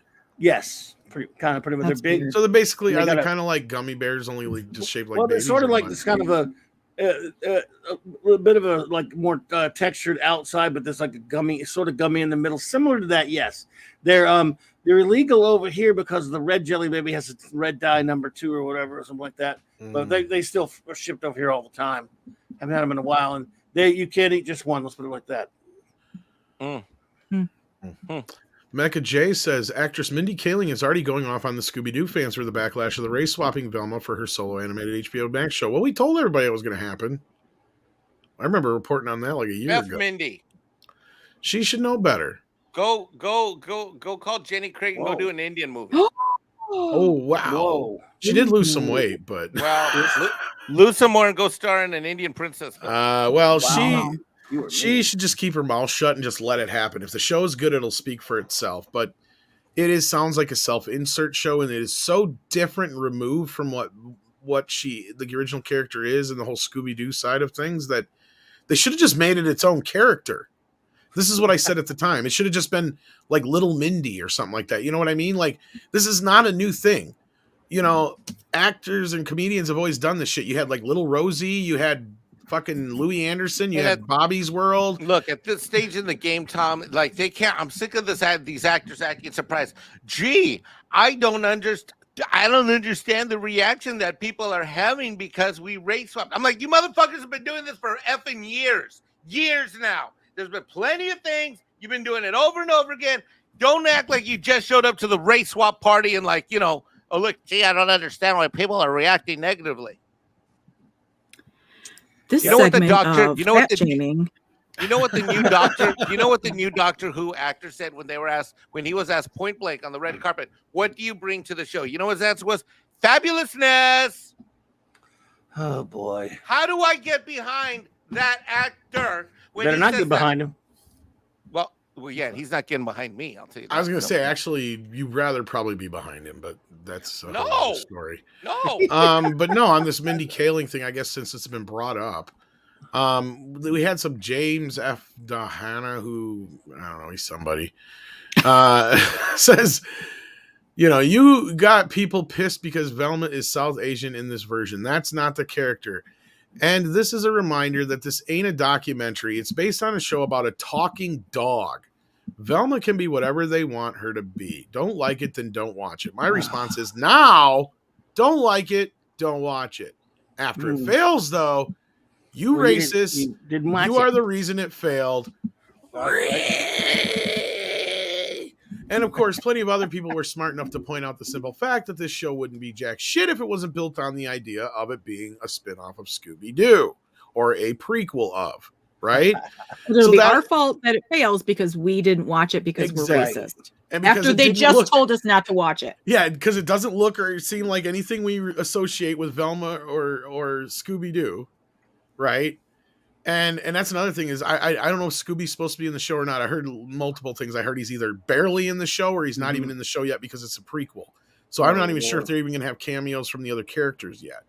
So again, reinforcing my statement before is why didn't she just make her own fucking show with herself in it? Because that's clearly what she wanted to do. It could have been Little Mindy's Mysteries, right? That's all you had to fucking do. Instead, you decided you're going to fucking glom onto Scooby-Doo. And then you're going to sit there and piss and moan like Six just said, because the fans of Scooby-Doo, which I'll tell you right now, Scooby-Doo has a bigger, loyal fucking fan base than you fucking think it does for most people. Yep. Or she could have her own spinoff, and it would go like this: Mindy, Mindy Doo, who are you? Why are you looking for chicken curry? Ooh. Mindy, Mindy Doo. Wow. What? You're getting a little too racist. I'm on one. Istophobe. I'm on one. Sometimes I'm. Can you tell I'm right? I don't care how many Indian women you've slept with. It doesn't matter. You can't still. You know, I fell in love with one, and her brother. Maybe it's because her brothers wouldn't accept me because I wasn't Indian. I'm like, you know, I'm like, I went to all the right schools. I got money, good credit. Nope, didn't count. What? Nope. I'm like, how brown do you got to be? But wow, chances are the show's going to fall flat on its face because, like I said, I mean, Scooby has a pretty strong following of fans, and they don't like people to fuck with it too damn much. You can modernize it a little bit. They've accepted that. These are the same fans that like clamored for Matthew Lillard to take over the voice after Casey Kasem passed away and all that kind of stuff. Right. And they were very pissed when Matthew Lillard wasn't brought back for this newer version they have now. Right. So there's things about this show that and these characters that these fans give a lot of shits about. In fact, I've known some very hardcore Scooby-Doo fans because I actually used to do Fred's voice for a fan film. thing that this guy was doing all the time. And it's out there. You can find it. You can hear me doing Fred's voice. It's not that We hard could to hear find. you doing it right now. I'm sure it's pretty much the same. I mean, no, I mean, go ahead and do it. hey guys, let's go solve this crime. It's not that hard. It's just Which Frank one was Welker. Fred? Frank Welker, Fred, the one with the Ascar. You're thinking of the big guy. Shaggy was the hippie. Zoinks! Shaggy was the hippie. Frank Welker did a lot of voices on there. The blonde one. He did Scooby once in a while too, but there's some other guy who always gets credit for Yeah, Scooby. the guy, well, that's Scott Ennis. I know him. He's from here. And he did a lot. Well, through the 90s, like a lot of the video games and those Cartoon Network movies, he did a lot of those anyway. But yeah. And then he actually did Shaggy a little bit. And then Scrappy. Oh, I Scrappy. fucking hate Scrappy. I hate Scrappy. I thought he was cute. Wasn't She he is in one a of the good movies? actress, Well, though. I'm 6 and I have to say that I fucking hate Scrappy. She's Like I love Scrappy. Scrappy. She is a good actress, though. So if she can pull it off, she can pull it off. I mean, I have enjoyed her work on a serious tip. So, you know, she's just got to understand what you said, Tom, which is that this is a rabid fan base. Well, and I'm not that. one of them, but I'm just saying the people that love True. that show are just like you said, Tom. They are a Very rabid true. fan base. Yeah. Well, and the thing on the other side of it is she's an established comedian, right? Like, and this is the thing is comedians, you have one of two goals when you become a comedian. You want to get well enough known, you want to end up on Johnny Carson back in the day or the Late Show, whatever it is now, but they don't even do that anymore. So now you pretty much, you know, the next step used to be you wanted your own sitcom. And if you couldn't get your own sitcom, the very least is you wanted your own animated Saturday morning cartoon, which a lot of comedians did. I just pointed out 3 of them earlier, and there's even more. John Candy and a few others I can think of. You know, so this is not above the realm of possibility to why she just didn't do her own original show. And she could be getting all this praise for this show that she made that was original. And it has her as a lead character in it as a, you know, as an Indian woman or whatever, or a young Indian woman in this case, because it'd be a college age girl or whatever. And it could just be like a girl solving mysteries. Like, well, I don't see why it has to be attached to Scooby-Doo. She's going to be because playing otherwise a nobody college will watch age? it. What was that? Her character is going to be a college age? Yeah, it's a prequel. How the fuck old is she? I mean, you can go to college at any age. In real life, Mindy's probably in her 40s or 50s. I don't fucking know. She's my age, I think. Really? She's 42. Yeah, so she's close to my age. You were 36. Me or 6? You, Tom. Oh, fuck no, I'm 40. Tom's birthday is coming up, too. I'm 42 in June. June 1st. What day is your birthday? June 1st? Ooh, we got to plan something special. Yeah. It's a Wednesday. If rabbit chickens show up at my house, Mike. Dang it. How did you know? What? God. You are not pawning the rest of them off at my house. Rave Girl says, Hail Midnight said, She-Hulk just shows how lazy Disney is. Yes and no. I mean, I still see where this is going to be probably one of the more popular of the shows they do, but it's all on them now to make it a good show. Like, that's the problem they have here. Why did they pick the actress whose name I forgot? Why did they pick her? Isn't she an Emmy winning or Emmy nominated? And on Tuesday, there was a bunch of people in chat who were saying she did an amazing job on she did. Orphan Black. Yeah. So it's just because to watch the trailer, it just kind of looks like a goofy shit show, but then it's like one of these things is not like the other. One of these things just doesn't belong, and it's the actress who's playing the main role. I just thought it was based on her background and what she's accomplished. It just looked like a weird casting. Well, you want to talk weird casting? What about Oscar Isaac and Moon Knight? And I was like, wow, they're getting this big time guy. He just did Dune. I'm like, this is a great guy. He's an amazing actor. Yeah. But is it even going to hold any weight in the MCU going forward? I don't know. Moon Knight had nothing to do with that show. Oof, that was so bad. Storm King says, if they start the DCU over, which character do you use to introduce the universe to the public? I might start with a lower tier character like The Question and then build to a Superman movie. I like where you're going with this. The thing is The Question's more of a street level type character that you would put like in a series, a short TV series. Could be good. He's a great character. I disagree. I think if we're going to redo this thing, we We'll go do a back movie. to how comic books were created originally with Or Superman. Superman. I mean, and Superman, here's you the gotta thing. start It first. depends on how you want to present Batman. If you want an older Batman, then fine, start with Batman. But otherwise, yeah, I agree. You start with Superman. Got to start with Superman. And honestly, I'm not adverse to this idea. I've said it before. The way that DC should have done this way back when, is they should have just let George Miller make his Justice League movie. And they could have started from there and let that branch off and then be like, all right, well, Marvel's going at it from this angle. Let's go at it from that angle. But that's not going to happen now. And I mean, I kind of agree with what the guy said earlier. I think at this point, Zaslav's just going to have to kind of gauge everything that comes out here. If Aquaman 2 does okay, if Flash does well enough and at least gets a good response for the returning characters and so on, if they actually manage to get Wonder Woman 3 going and it does okay. I mean, like I said, there's still 5 or 6 projects he's got to wait out before anything he does really kind of affects anything. And he wasn't too happy with how Batman performed either, from what we've heard. And that's one of the main reasons why he said he wants a cohesive universe, and why I won't be surprised if, even though we'll probably get a Batman 2, I swear, and mark my words, guys, it's going to go straight to HBO Max probably. They're not going to spend that kind of money and do, hey, we got Umbrella Guy. How you doing, buddy? Hey.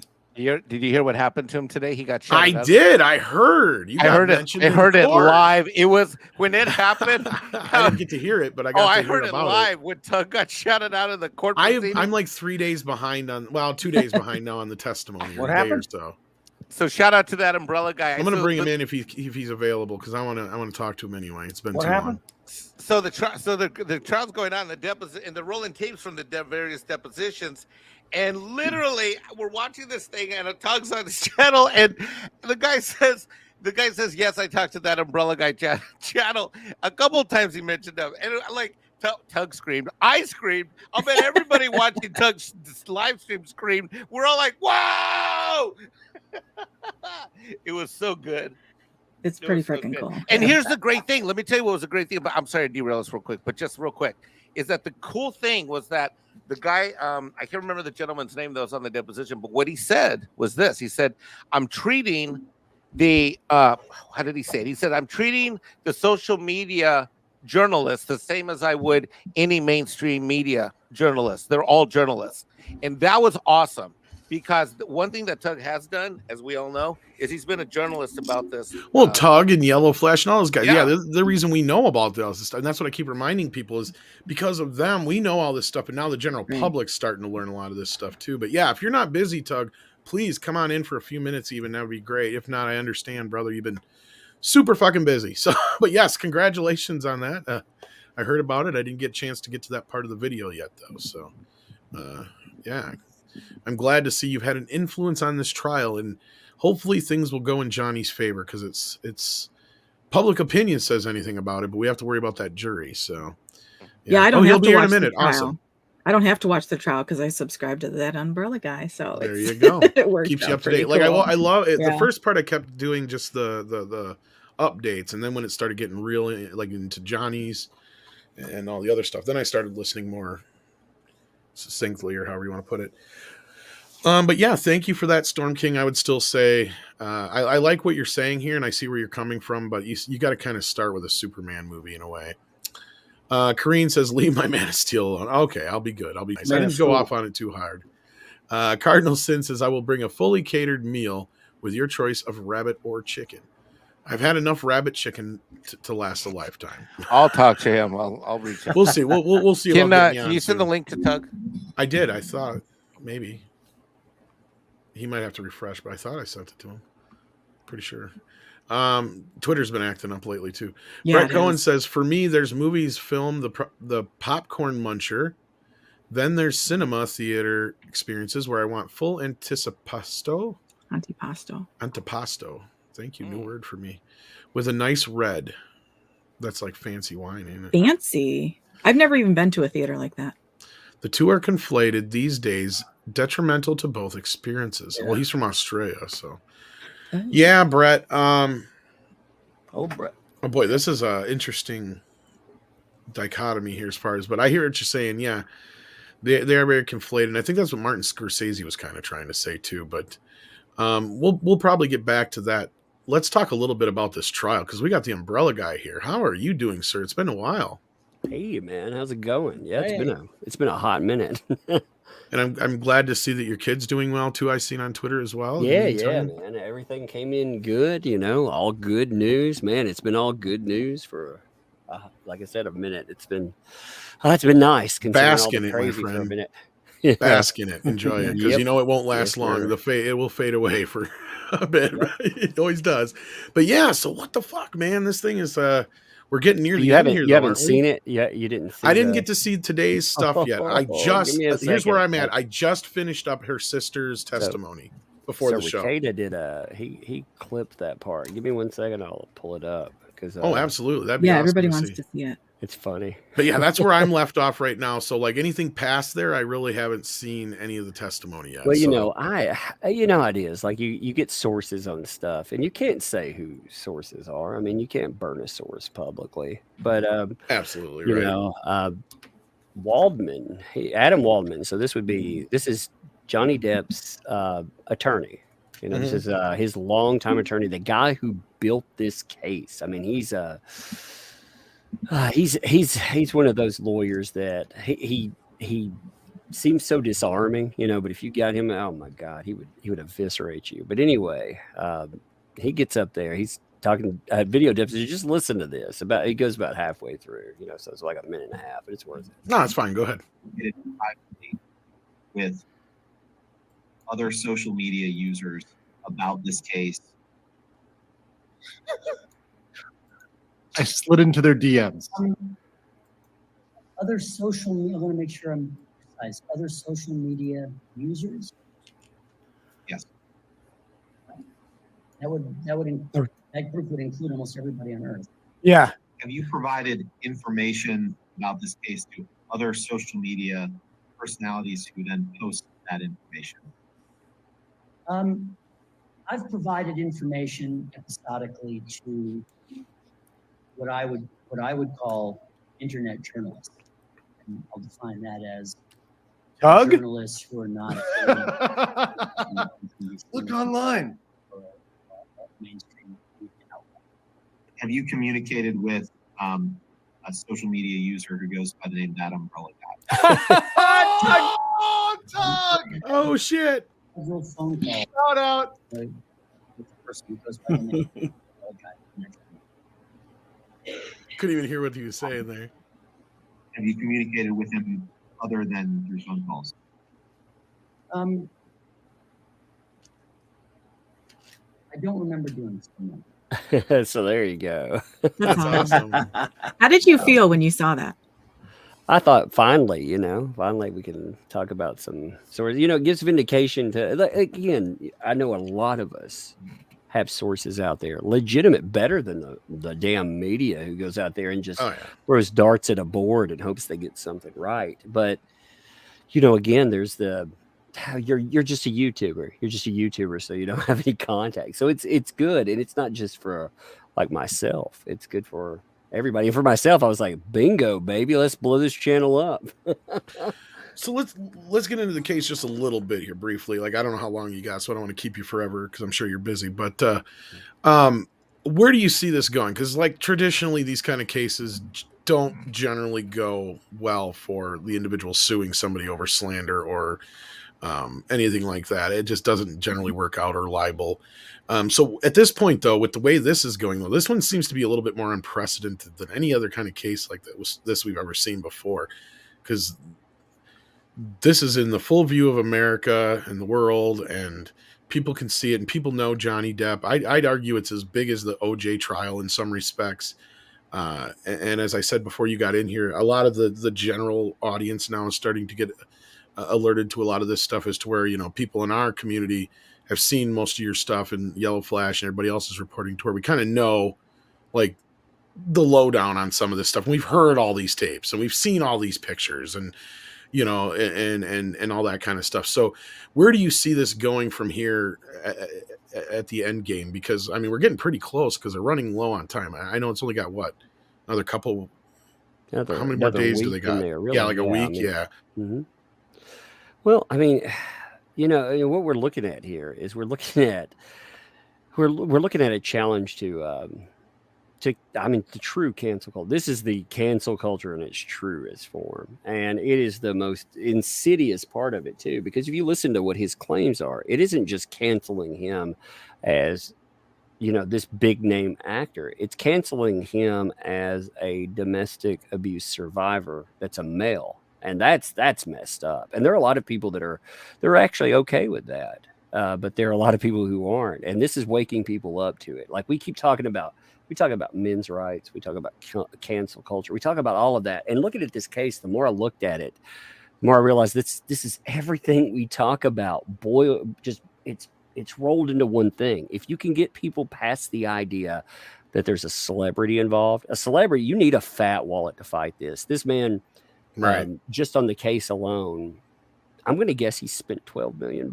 fighting these two cases. I'm going to guess, but it's probably well over that. Probably. Now, But yeah, I mean, a regular person couldn't clear their name. They Because couldn't. I think wasn't there a report that came out that she's already spent upwards of like somewhere in the she said 10 or 11. 6. She said No, 6. said Okay. 6. That's what. But again, that's not probably counting her PR Probably both or of them, anything yeah. like that. Yeah. So. But anyway, as you were saying, so how do you see this going though for Johnny in the end? I mean, I think it's going good, but it's a jury trial. Like, Right. what happened? Like, who knows what regular people, how they see this? Like again, this challenge to this culture. But publicly, I've never seen a person uncanceled. I've never seen anything like that. So publicly, it doesn't really matter that. Even if he win, I mean, honestly, he needs I would like to see a win in that, but just seeing the pushback to someone being canceled, to see them uncanceled, that proves, number one, it can be done. And number two, a lot of people are waking up to the fact that believe all and listen and believe, that's broken. And also that, males, maybe they aren't just all aggressors. Maybe there can be, males can be the aggrieved party in a situation like this too. Well, and I brought that up yesterday, I believe it was on the morning show. I said, I'm willing to bet that we don't have a good statistic for actual male victims because they've always been afraid to speak up for various reasons, and even more so in the last few years. And then on top of that all, we're even afraid to defend ourselves now. So that creates an even bigger opportunity for someone to become a victim of domestic abuse or abuse by a loved one. And I think men have always been an overlooked part of this whole ordeal of domestic and abuse in general. And I know coming from your background, you probably, I don't know if you agree with that or not, but I'm sure you have an idea of what I'm getting at there. Yeah. Actually, men don't typically, the numbers on that are vastly underreported by men because we really have no idea what that looks like. Look at this trial here. Look at this is probably the biggest name with the most sympathy, garnered because again of his name. He's going to get public outpouring of sympathy, and even then, the backlash just because he's a man. I mean, they'll tell you there are people that are posting things like. Yesterday, I saw somebody saying, "Who cares if Amber Heard is guilty or not? Maybe you just need to support her because you need to support women." I saw that. Yeah. Yeah, it's like what the fuck. Yeah. I don't know. I like the fact though that being able to talk about that. I think being able to talk about a source again that just gives us some legitimacy to discuss. And I like throwing that out there too, because I see people who want to, they turn these hashtags into communities and then they start to police them. And, I remember there were people telling me like I launched a comic. They were like, Johnny Depp wouldn't like that. And I was like, how the fuck would you know? Because I kept thinking, I think I'm in a place where I might know what they might think about that. And maybe you don't, but I couldn't say that. I'd be like, I invite you to ride them and stuff, but I couldn't be like, yeah, maybe I do know. Maybe I do know. So, yeah. So outside of that, though, has there been any major events throughout the trial outside of you being mentioned, of course, that really kind of stick out to you that really help Johnny's case? And then a few things that might hurt his case, just kind of overall. I mean, I think there has been a pretty good display of her story is all about feels. His story is about facts. Like she alleged that, for example, that she was violated. We'll just say violated with a bottle. She had a recovered memory while she was there. There was a guy who hadn't turned over all the pictures that he had, and I think it was the 22nd. So it'd be like, I'm going to say less than 10 days from where he turns the pictures over. There's a picture of a bottle in there, and she's like, that's the bottle it happened with. And it's a Maker's Mark bottle. And like the seal around it, it's not damaged. I mean, there's no damage to the bottle. There's no mess. Again, this would be horrible. But, you're finding like she makes these claims, but she's never sought medical treatment ever.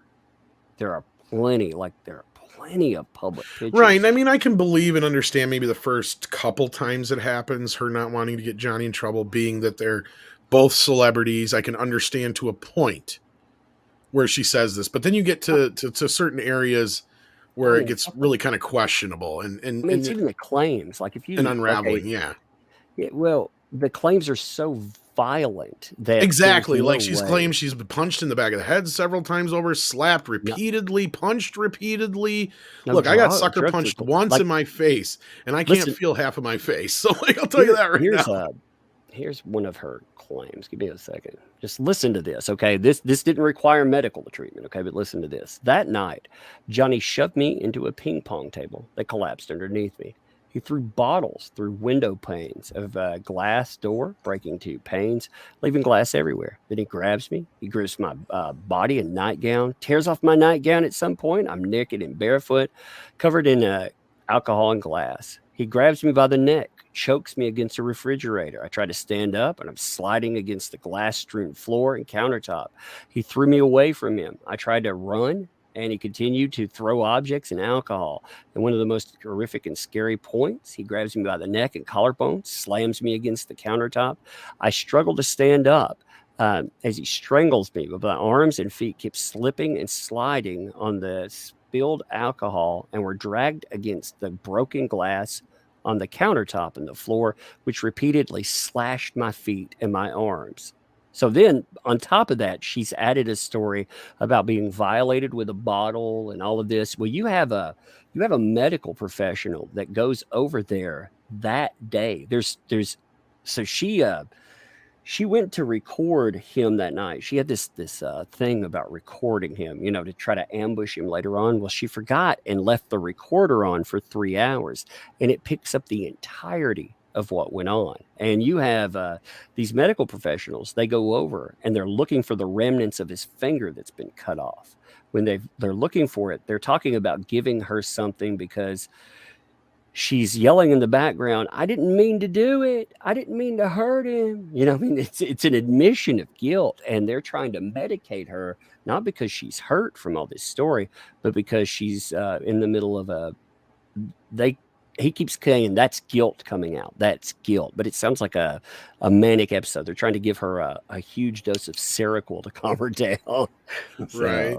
Well, and that's the thing is his version of events compared to her version of events, along with the audio we have. I have a hard time believing her version. And a lot of times I can see them being souped up sexual encounters with him, and she's trying to pass them off as abuse, although they were probably very mutual sexual encounters. Right. And that's where I can see where the betrayal starts to come in. And they're clearly starting to try and manipulate Johnny once they know, like the whole other thing is like they keep saying, and this is, I hope something their lawyers, I don't know if they've said it yet because I haven't gotten that far, but I hope they keep bringing up well, the fact that Johnny was this great guy when he wasn't using, but yet everybody around him is nothing but a drunk or a drug addict. Yet nobody's holding them to task. Right. Well, that's what's she's bothering a substance abuser. That's what I'm saying is like, so if these people were so concerned with that, and they brought it up a few times, but I really feel like they need to hit that home a little bit more, but that's just me. Yeah. I mean, I thought they should have, there was the one thing that really annoyed me, and they'll probably try to hit her more on redirect. Her sister rather, got on the stand. She made some claims, and like I said, they'll probably take care of some of it when the redirect, but she made a claim about, so she and her sister they've colluded on a narrative. They actually got caught doing that in UK 2020. He wasn't a part. She wasn't rather a party to the litigation, so they would not let the judge would not let them actually go hard at her, and they got caught. They made a mistake in one of their timelines. Both of them made a mistake together.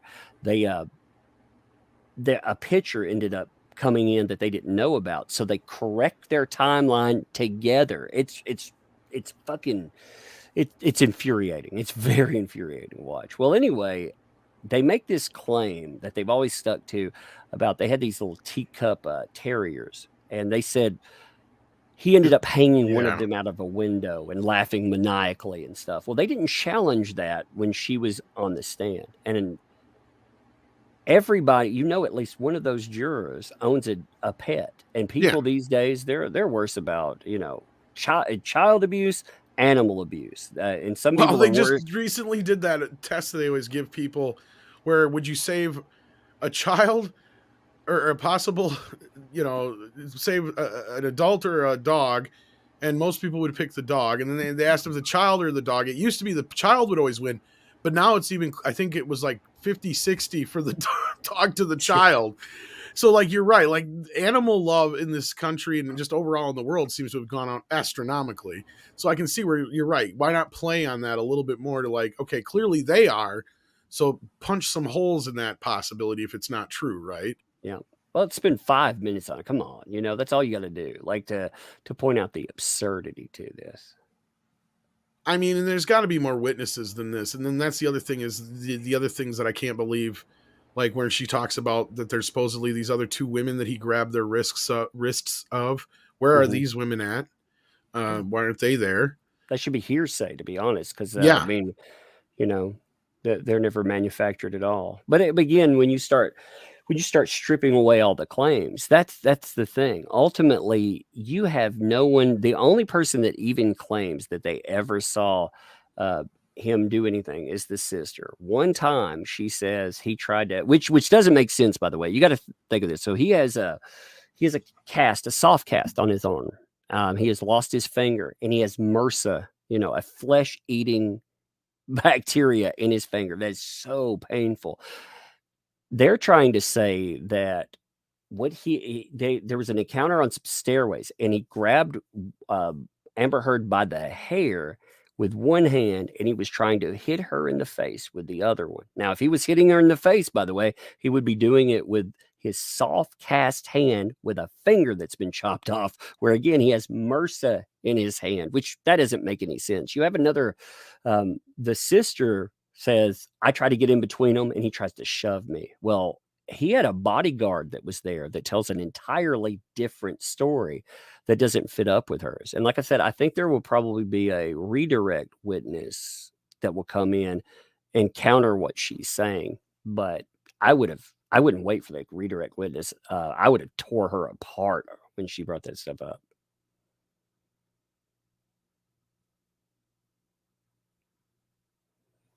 Tom, are you there? Yeah, I'm here. I'm sorry. House Atreides asks Tug, it looks like Team Depp has 10 hours left more than Team Heard. Do you think that is part of the strategy of Team Depp? Yeah, I think they're aiming for redirect. Of course, you want to be able to look at everything that they brought, and then you want to bring in who you want to, and you want to have plenty of time when you're going after them. So yeah, I think that is a strategy. So I'm not too familiar with how this type of jury trial works. Is there any situation where the case just gets thrown out? Because I know she has a counterclaim as well. Is there a chance of a hung jury where it just No. it ends in how does the possible endings of this go? There's going to be a one or the other. That's the way it's going to go there. Unless, one way or the other. Yeah, unless they pull some weird shit where they get disqualified and they literally do something, they get the case thrown out. But other than that, no, it's gonna. And her counterclaim too. So her counterclaim involved, God, I can't remember, 50 claims of broken down into 4 areas. It's been whittled down to 3 claims. You'll see brought up over and over again. The guy that was speaking, that's Adam Waldman. Adam Waldman, he made multiple statements publicly. Well, what they've tried to say in the counterclaim, first of all, he's suing for 50 million. She's suing for 100 million. She says in her counterclaim, it says, because I deserve 2 times more than he sued for. That's literally what it says, which is hilarious. But there's only 3 statements left from Adam Waldman. So what they're trying to do is say that even though, he went out and he made these statements, he was making them on behalf of Johnny Depp. He has no autonomy. He can't make his own statements there. And I don't see how any reasonable person would give the counterclaim. I mean, it doesn't hold up. Right. At this point, I think her chances of that have gone pretty much out the window. But him still winning, I think, is still up in the air, I guess, is kind of where I'm at with that. You've got to have 3 things go for you. You've got to say, so the case is about the article, the op-ed that was written. You have to ask, number 1, is the article about him? Yes, I think that's been proven beyond anything. It is about him. She even admitted that. I mean, she said, it was about many people, not just Johnny, but, and again, 2 years ago, I faced the culture's wrath for blah, blah, blah. 2 years ago, that would have been when she filed her temporary restraining order. So again, it all ties in. Then you've got to ask, did it do the damage? Yeah, they've proven in there that he lost Pirate 6. He lost that movie Houdini. So that's $50 million by itself. And then number 3, and then of course the sequel to the 3rd film of the Harry Potter films too. Don't they count that in that as well? Yeah, it would be all. I mean, I think they lowballed the number. So what's the deal with why they couldn't get? They can't get. Why wouldn't they just bring in? What's his face? Jerry Bruckheimer and ask him directly. Well, did he refuse, or how's that work? Because I don't probably. Some people will say things like, if you bring me in, I'm going to say some. Well, actually, this is why you wouldn't want to do it more than anything. It would open you up to other questions that God knows what might come out on the stand, and it could damage you. You don't want Heard to be able to ask questions when you bring him in. So instead you leave him out, you omit him. See, that's what happened. I don't know. Did you see the end of her on the stand? Have you seen that yet? Okay. Yeah. That whole fiasco. I mean, it went so bad on redirect that her lawyer pretty much rage quit. Was just like, I saw that. Yeah. Well, the reason that is because they didn't bring in a bunch of medical records. So she wanted to bring in these specific medical records and she could not do it. And they destroyed her on it. She got so impatient, and Amber Heard got pissed off too. She was apparently yelling at her lawyer in the hallway, telling them, if you don't, if you can't get this done, then I'll fire you. I'll get someone else. And her lawyer was like, all right, well, do it then. Basically. I hope some of the jury heard that. Because didn't she storm out before the jury was even excused? She did, actually. Yeah, I was going to say, I watched your secondary video of it too that you put up. And I loved it. I thought it was hilarious. Gonzalo Bergali also sends you some love here for your shout out today. Thank you for that, Gonzalo.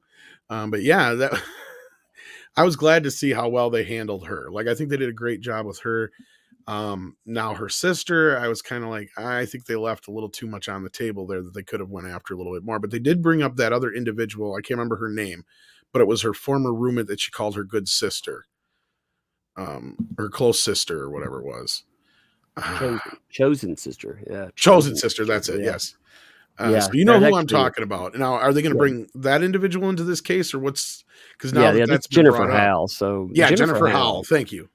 Yeah, Jennifer Howell, she ran a charity called the Art of Elysium, and she was good friends with the sister. And she was good friends enough that when the sister came begging her for a place to live, because she fled the Eastern Columbia building because she was terrified of her actual sister, she gave her a place to live. So she told her she was afraid to stay there because her sister was abusive, and she was afraid she would hurt her and she would kill Johnny Depp.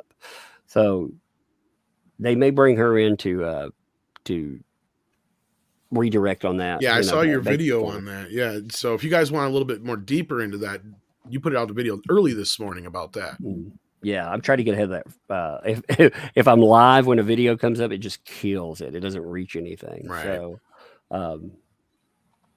I put them out at 5 o'clock. So I in the feel like morning. this individual may be somebody who's very crucial to proving that her whole entire case is bullshit.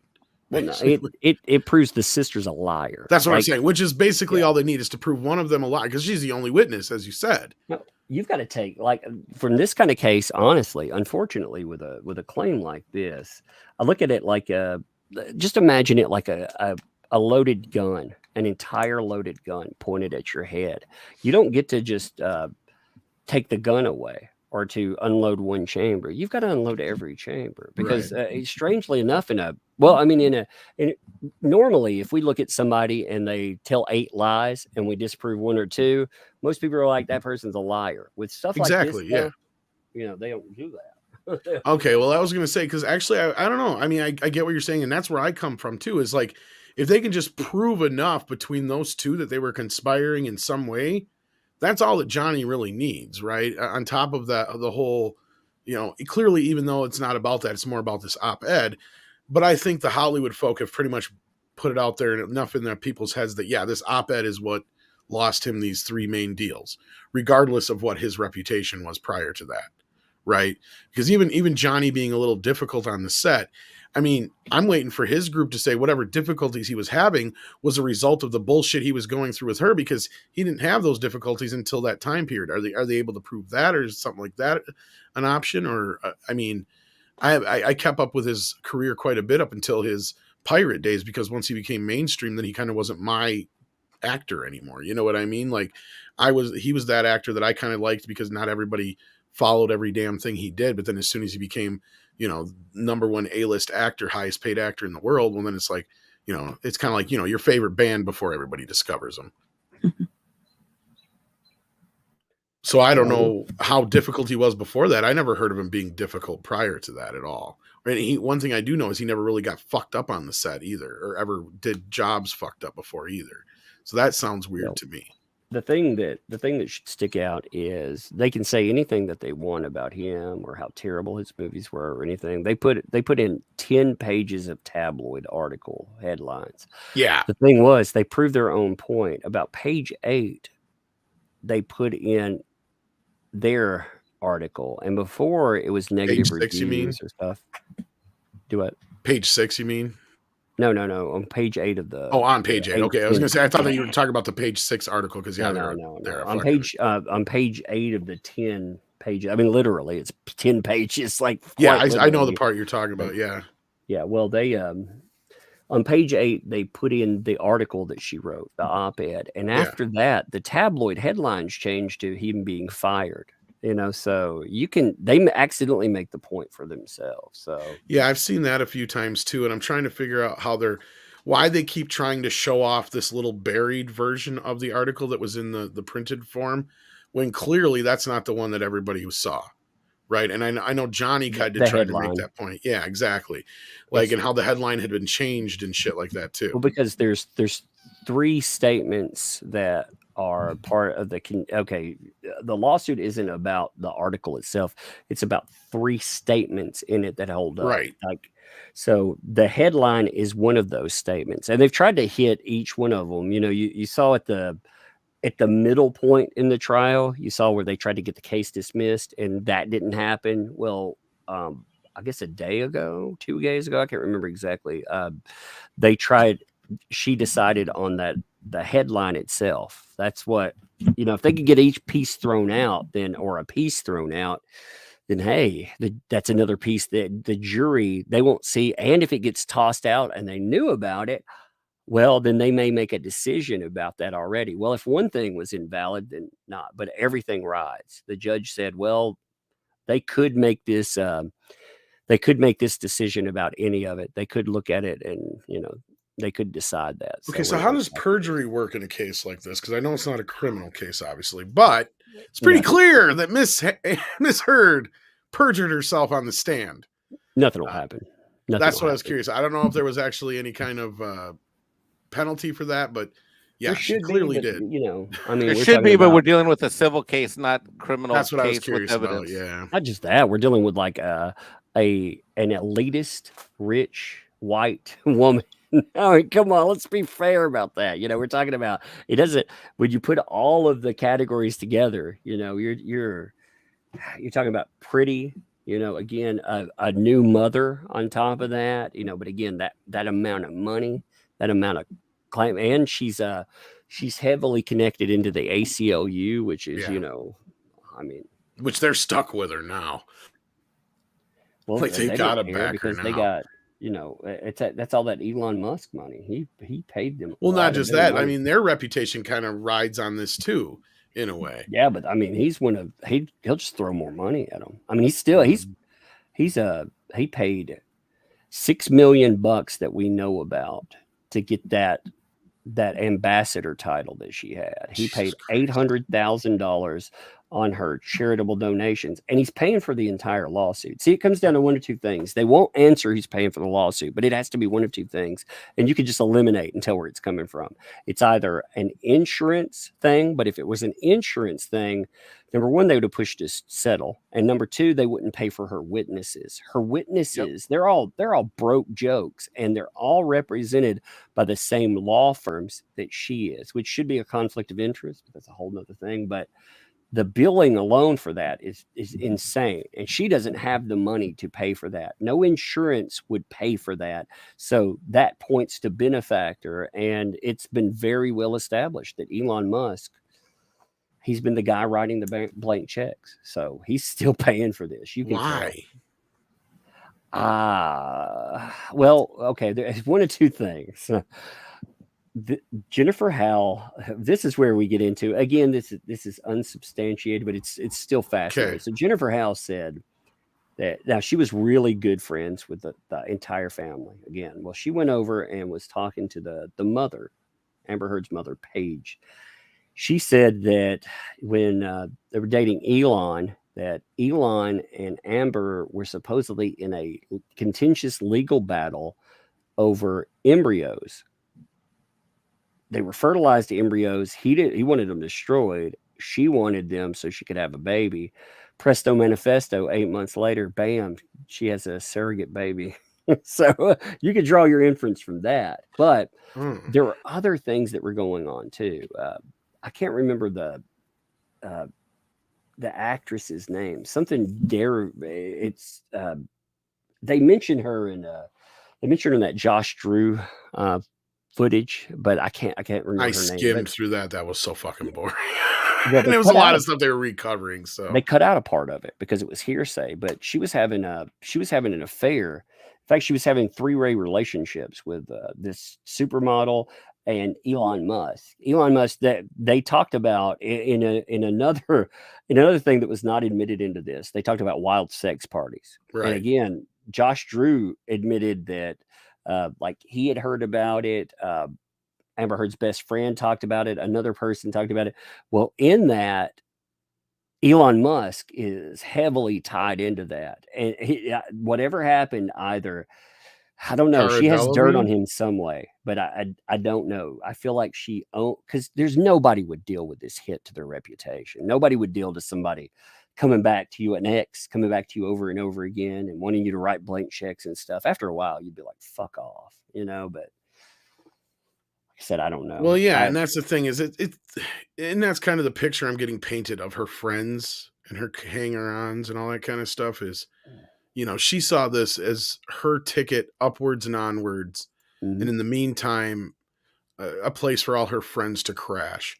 And I wouldn't be surprised. Like the way they act, the way they talk, the way everything is. And, it's like, there's so many of these stories.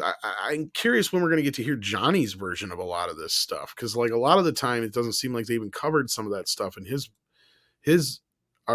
side of things, but I don't, unless I missed it, but they covered to a degree, the more that he says, like he doesn't go through all 14 of her. There are 14 incidents she alleges. He doesn't go through all those because they're not his story. That's right. Not like he's telling you, her reality, like what makes it really unbelievable. She said originally that all of this starts up 2013, which she's changed a couple times now. Yeah. Now she's gone back in on the stand and tried to change it to 2012, which she has a well-established timeline, 2013. She just tried to change it on the stand. That would mean, though, that the abuse would have started right when they got together. Like, how would that, as a guy with a reputation that big, he would risk it all for beating this unknown person that could go out at any time and burn him down? I mean, like, a lot of this just doesn't make sense. You know? Well, yeah, and her story doesn't. Well, like, of course, I mean, her story doesn't make sense to begin with, and that's where I was like, if we get more of his side of things, and we actually call in and ask who are these other supposed people that she's claiming were also in front of, because like she's claiming a lot of this shit happened. One was on a plane, so you can actually go back to that plane log and see who the actual stewardesses were.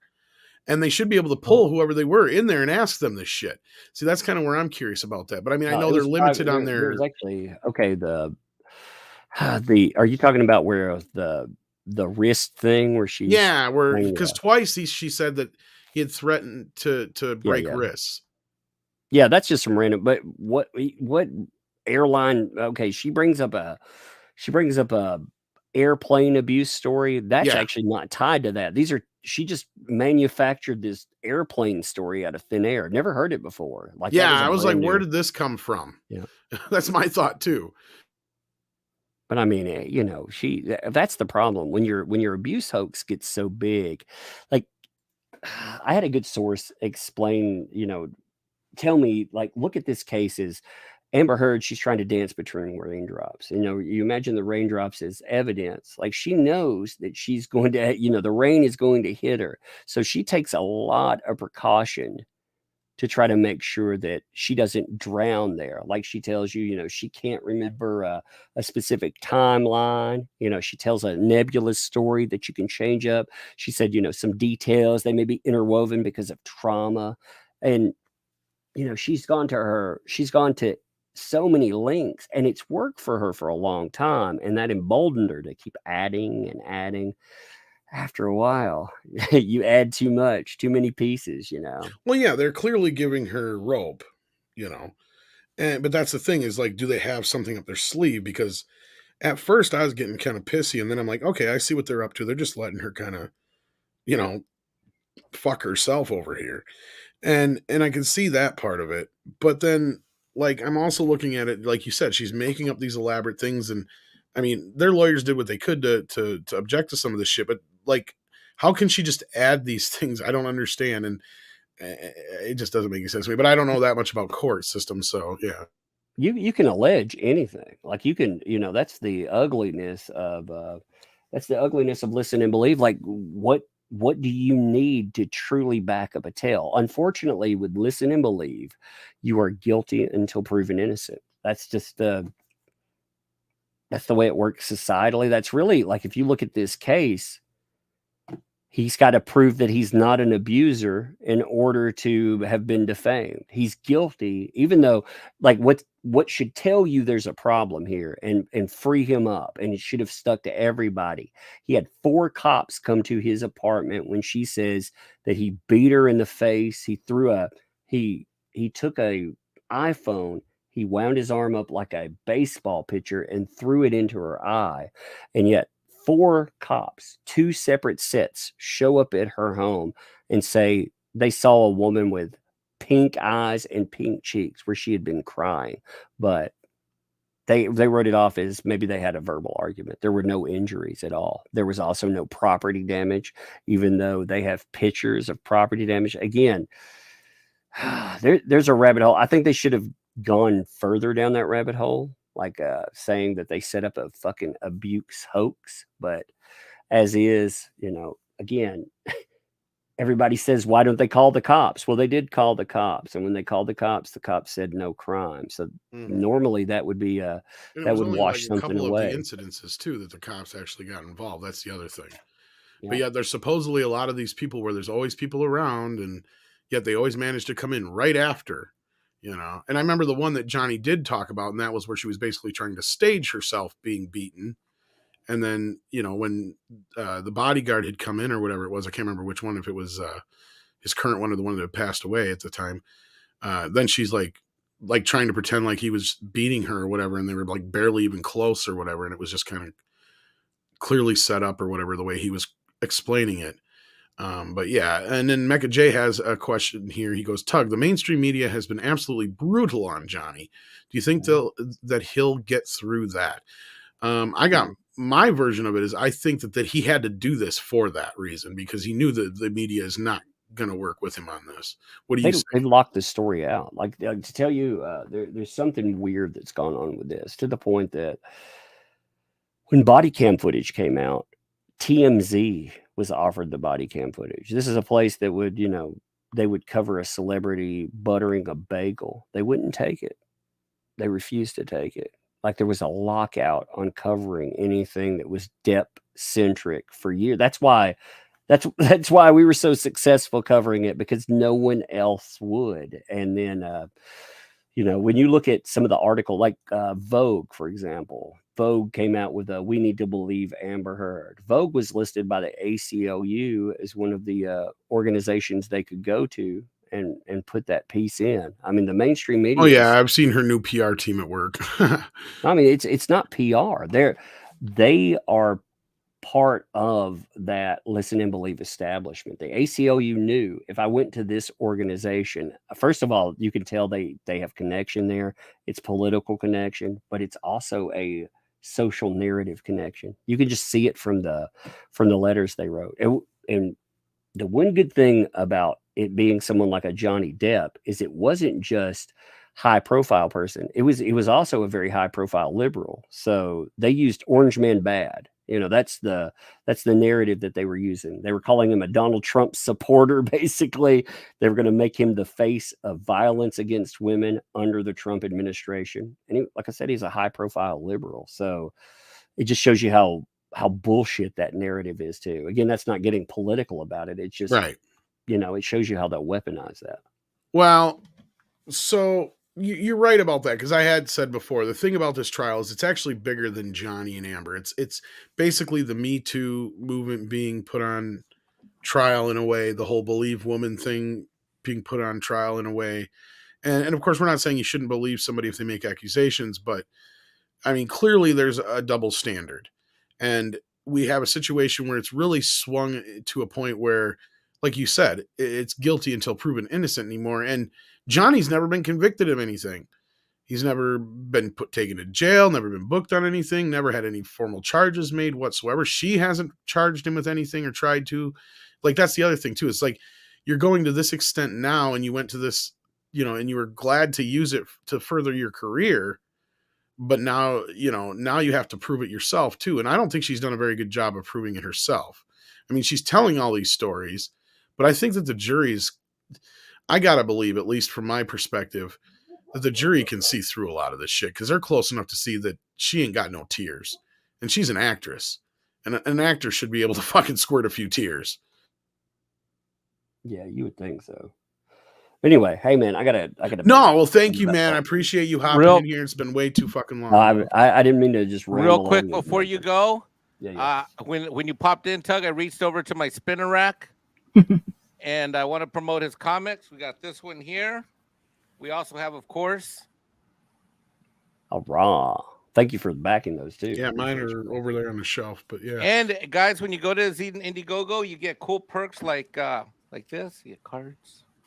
Yeah, this it's been it's interesting. I think we've learned so much about like making our comics and what we can put together too. Like they're both great.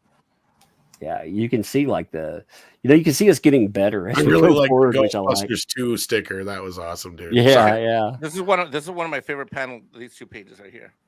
I own the original art. One of my insistence was for the right one, because I love the original art for that. Standing up to those three guys. Yeah. Just I don't know. I just love that. And then there's this one too. But thank you again for your time, man. I know I was trying to get a hold of you before all this stuff got too crazy, but you've been so busy and everything. But I'm glad I got a chance to finally talk to you, and hopefully we'll talk again. When this is all said and done, if not before, man. Yeah, for sure. Yeah, man. I wanted to come back on. It's just been so busy, so I'm glad we. No problem, man. And we'll definitely try to get you on the morning show too when it's all said and done. So yeah, man. For sure. Take care of I'm gonna go yourself, man. rest. It's been like Nice meeting 14 you. hours today. Hey, it was nice to Good night, Tug. see you Good guys. night. Awesome. That was so cool. Thank you for that. The Umbrella Guy. Check out his channel. I'll be watching the rest of, well, at least some of the trial stuff probably after the show if I don't jump over to the comics division show. But we have a couple more stories to cover here, and we got a couple more super chats to go through. Thank you guys for being so patient. We appreciate that. But it's not every day you get that Umbrella Guy, Yeah, right. who on the day that he was mentioned in one of the biggest trials of the century on your show. So we have to take a moment to do that. Magician Sapphire says, besides the race swapping, I don't like the more adult-oriented take on Scooby-Doo. It's a kid's show.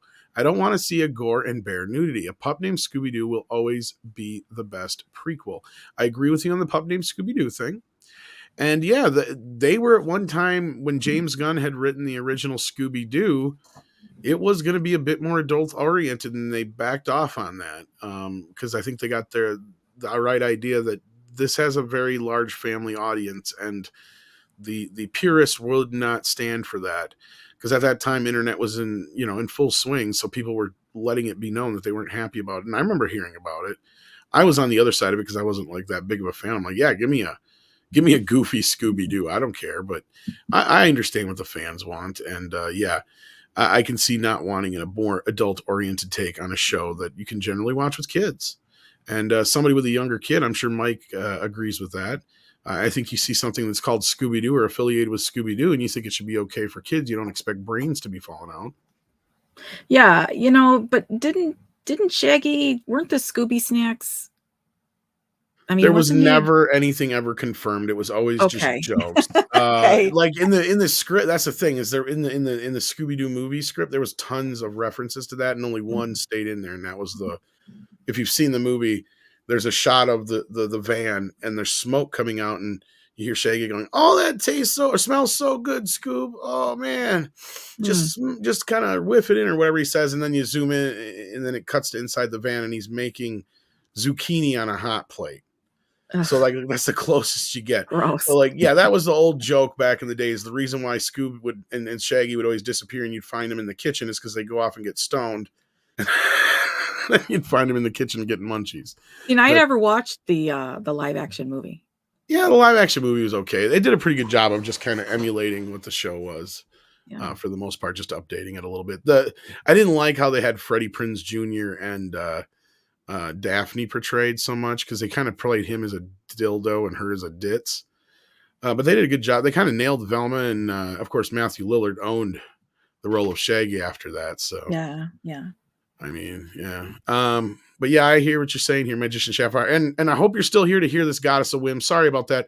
Wasn't there some Daredevil news? We're going to get into that real quick here because I know you were getting tired there. Hopefully you didn't pass out on us. Mecha J says, actually, Tom, Matthew took over as Shaggy when Casey was alive. That's true. And I think Matthew even told us that Casey got Casey's blessing because Casey really couldn't do the voice anymore. But Casey, yeah, he did do the voice of Shaggy's dad in the show Scooby-Doo Mystery Incorporated. Yeah, and they've had several revivals of the show over the years as well.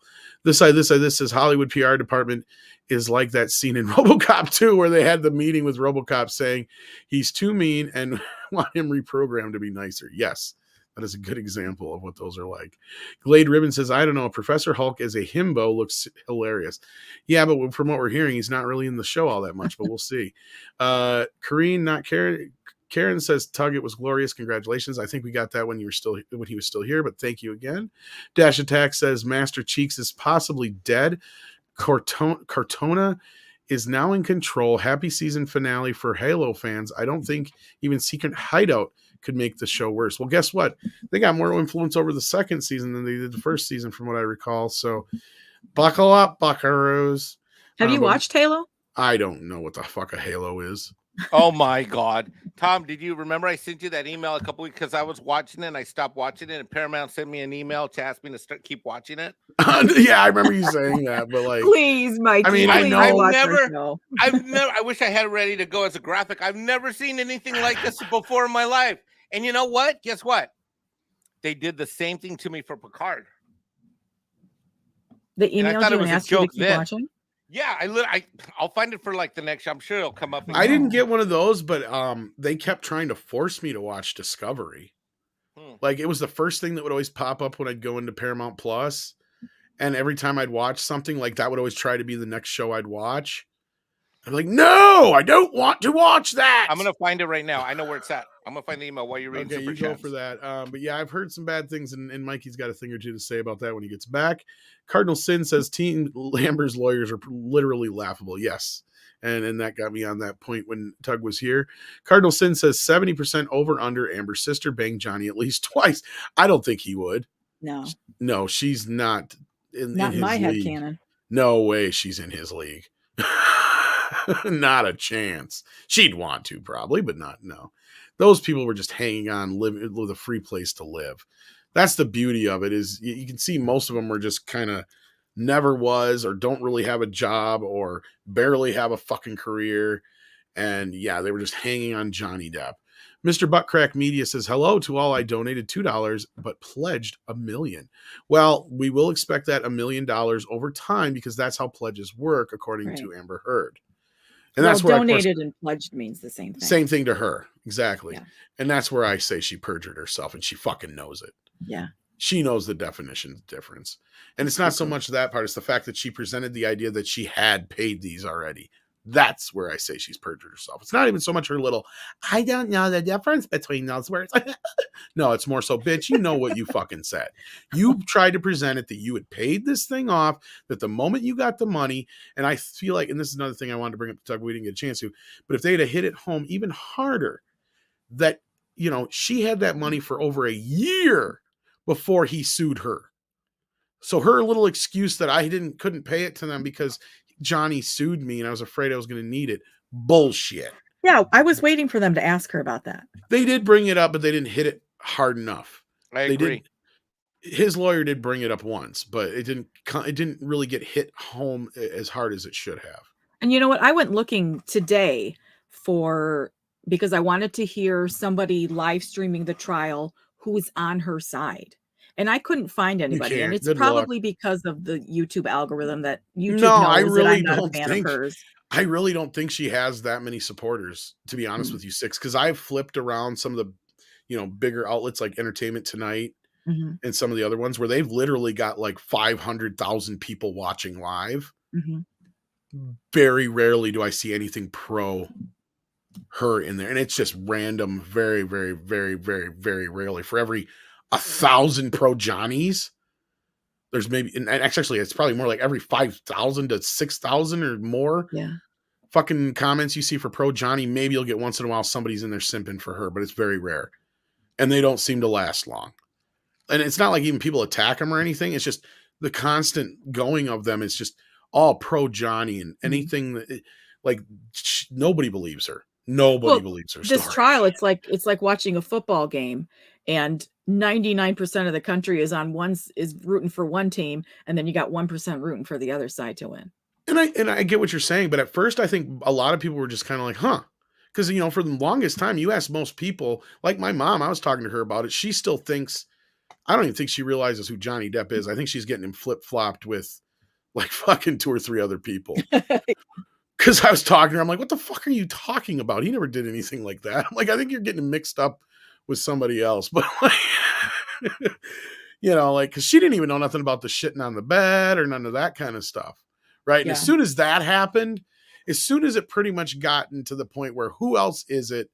And that one driver, I forgot his name, basically said that she had admitted to him that she did it. That I felt was the moment I think America kind of turned on her ass. Yep, I remember hearing that. Yeah. See, that was where I think the moment where everything kind of shifted. It was like, yeah, it was kind of a who gives a fuck. Ooh, we're seeing a couple of rich people bicker, and a lot of people still probably believe that, you know, that Johnny probably did hit her. But at that point, I think once you get to that and you start seeing holes in her story and the way you listen to those audio tapes alone, and it's pretty obvious who the aggressor is. I mean, it doesn't even take a psychologist. And I've had a couple semesters of psychology. It doesn't even take a psychologist to fucking listen to that shit and go, that bitch is crazy.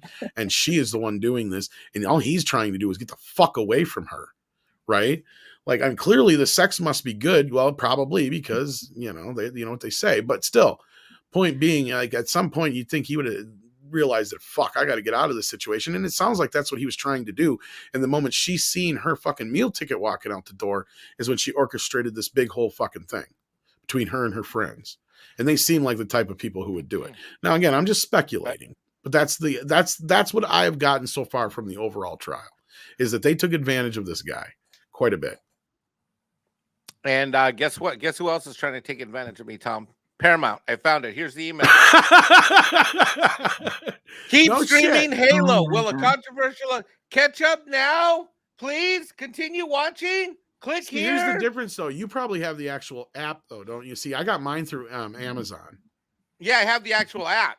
That's probably why. But dude, it's like this is like the third one of these I've gotten. I'm like, I'm not interested. Leave me alone. And I'll get back. Oh, okay. So you brought it down. Okay. I just wanted to take that down for the picture. But Brett Cohen says JD don't need to win the 50 million. No, he don't. He needs to prove her lies. Exactly. And that's kind of what I was trying to say too. That's the point of the case, to redeem his name, even in admittance of a toxic relationship. And at this point, that's kind of where I was getting with Jerry Bruckheimer. I get it. He's a very powerful person. And I understand what Tug is saying. That's not the kind of person you want to ask for that kind of favor. But at the same time, if he says he's never going to go back to Disney anyway, he might as well bring him up on the stand, because at that point he's the key to this whole thing, if you ask me. Because all he has to say is, yeah, this fucking thing right here is the reason why he's not going to be in the next Pirates of the Caribbean movie. But I also see where Tug is talking, because even though people are running with this idea that he's out of the next film, they're leaving out the part of the quote where Bruckheimer said that the future is still open on Johnny as it comes to Pirates. So, and I've told this to people even before all this controversy. This spinoff with Margot Robbie has been talked about for a long time. So, but we need to get through this here so we can get to the rest of our stories and wrap this up. Thank you so much, Brett Cohen, for that. Cardinal Sin says, how many times does Amber and her sister have to perjure themselves before they throw the case out? Well, see, that was another question I wanted to get to with Tug too, but I guess it doesn't really matter. They can do it all they want. It doesn't matter. Yeah. This kind of case. Brett Cohen says, Tug, how do you... Oh, I don't think we got to this, but sorry about that. How do you take the Disney CEO testimony, much ado about nothing, to stay positive, to save face? Thoughts on such a waste of time? And I haven't seen this part yet, because I think this is coming up right after where I'm at right now in the case. Yeah, so I missed all of that. Yeah. So I'll try to get to that, but they may much be ado about nothing, literally. Disney is not going to be somebody who's going to want themselves sullied. But Hamada, on the other hand, from what I heard, I want to find his testimony. I haven't been able to find his portion of the testimony, because it was the shit he said that we got reports of. Like, oh my God, like that dude's like all or nothing at this point. You can tell he's hanging by a thread, because he's throwing everybody under the bus. So, we'll see on that part. But I'm sorry I couldn't answer this, and I'm sorry I missed this when Tug was still here, because I was trying to grab the ones for Tug when he was here. I apologize. Night of Snoke sent us in $1 and says, I guess my point in asking if you ever change courses due to the constant shove of Hollywood politics into our sci-fi stuff would make you consider breaking point in that area. Oh yeah, I'm sure if it got to, because things like Star Trek and stuff like that don't even, really have a fan base anymore to really speak of. And I'm sure Doctor Who is dwindling, and some of these other ones, Star Wars, we've seen cut in half. I mean, they have a big enough fan base. I guess the way I would say that to you, Knights of Snoke, is by the time that happens, that means we've already lost all the wars we're trying to fight. Exactly. That, or we've won and moved on. Yep. Action Com says, Mike, are you really Johnny Depp's doorman? I thought the same fucking thing when I saw that guy. And he's got about as many fucks to give as Mike would too in that situation. What? Tom, did you see that? Yes, I did. I've seen that all the time. His attitude was like, that's fucking Mike, man. Mike would have that attitude right now if he got pulled into this shit. He'd be like, man, why the fuck am I here? I got shit to do. You wouldn't be driving around, but you'd be taking phone calls and shit in the middle of this shit. Be like, yeah, I'm listening. Just go ahead. I'm taking care of this at the same time. Hold on. Yeah, keep asking your question. I'm what's your question? Hold on. I got to do this tax return over here. Tick.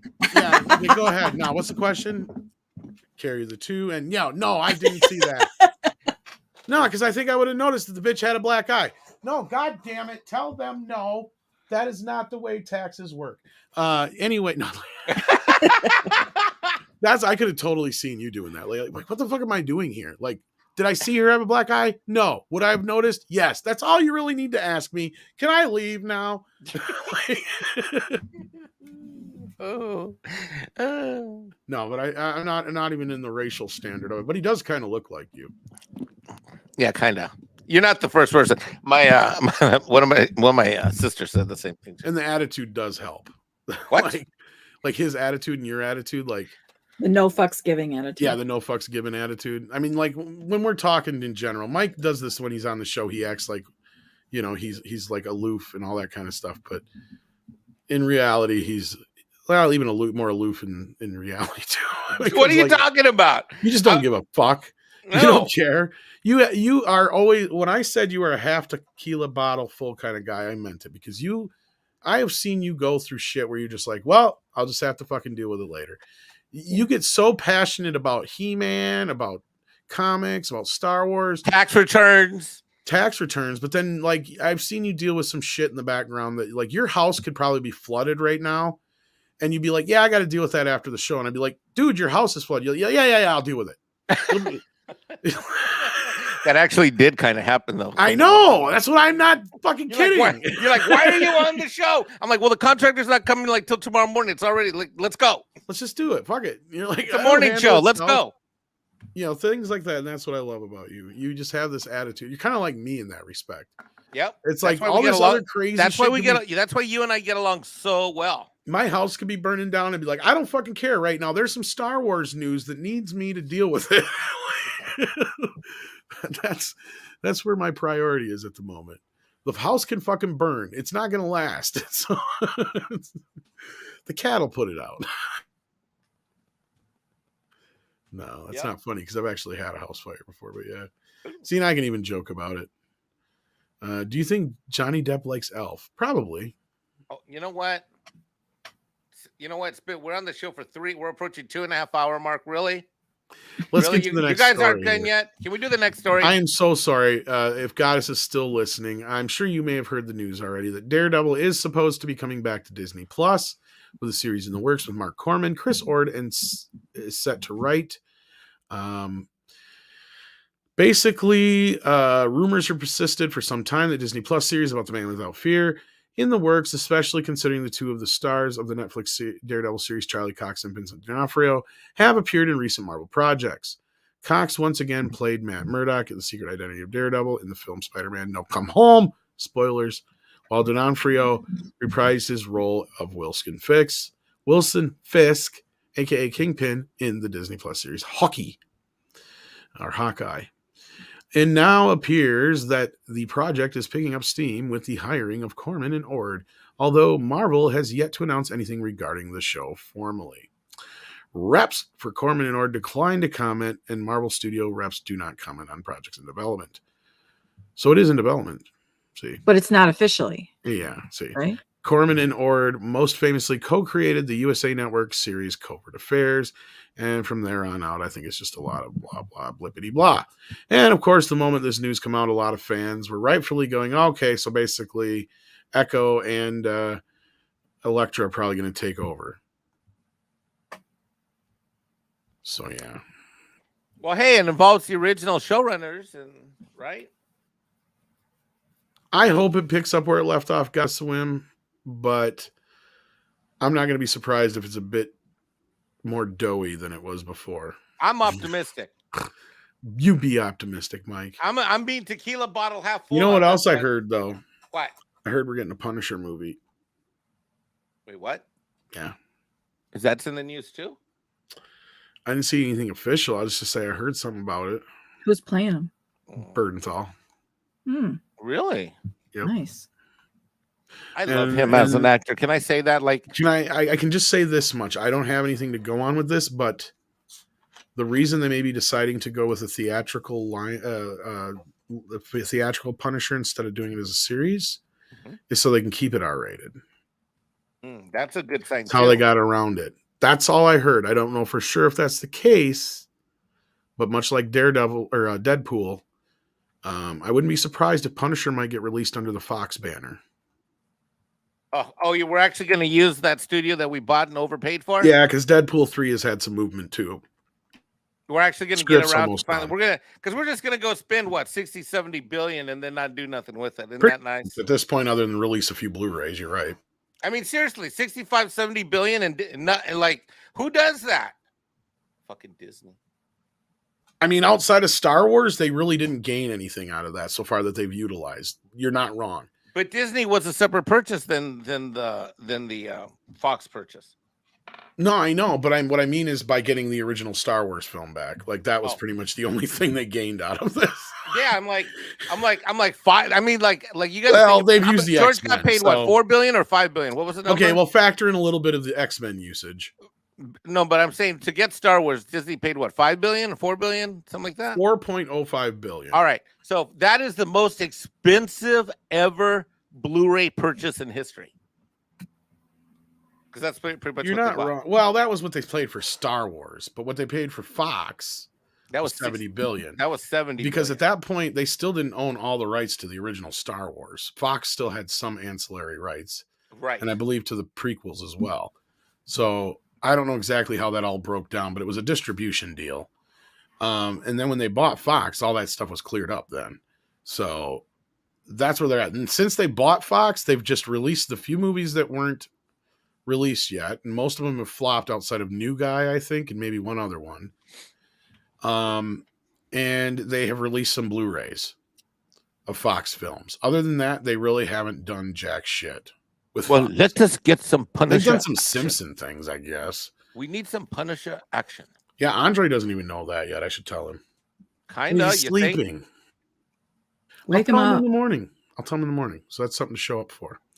And will it be released under Fox Searchlight? No.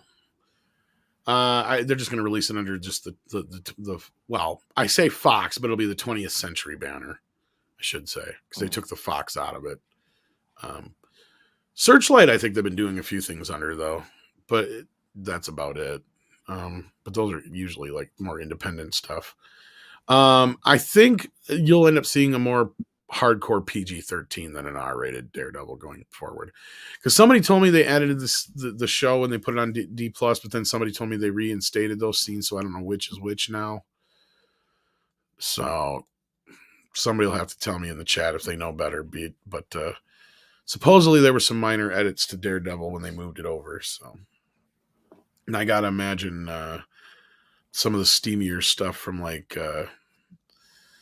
Jessica Jones and Luke Cage probably had to be trimmed down too, but nobody has really told me for sure, and I ain't had the time to watch them, so Luke Cage. Couldn't tell you. And I don't remember them well enough that I could tell you if they were cut down or not. So I'm sure somebody has it categorized out there, but I guess we'll see. I'm sure we'll hear about that. That'll probably be in the next round of Marvel shows and movies to be announced. And then we had I think, was that it for stories? Or wasn't there one more I thought we had? Well, yeah, there was one more. Yeah. This one's just kind of a, oh boy.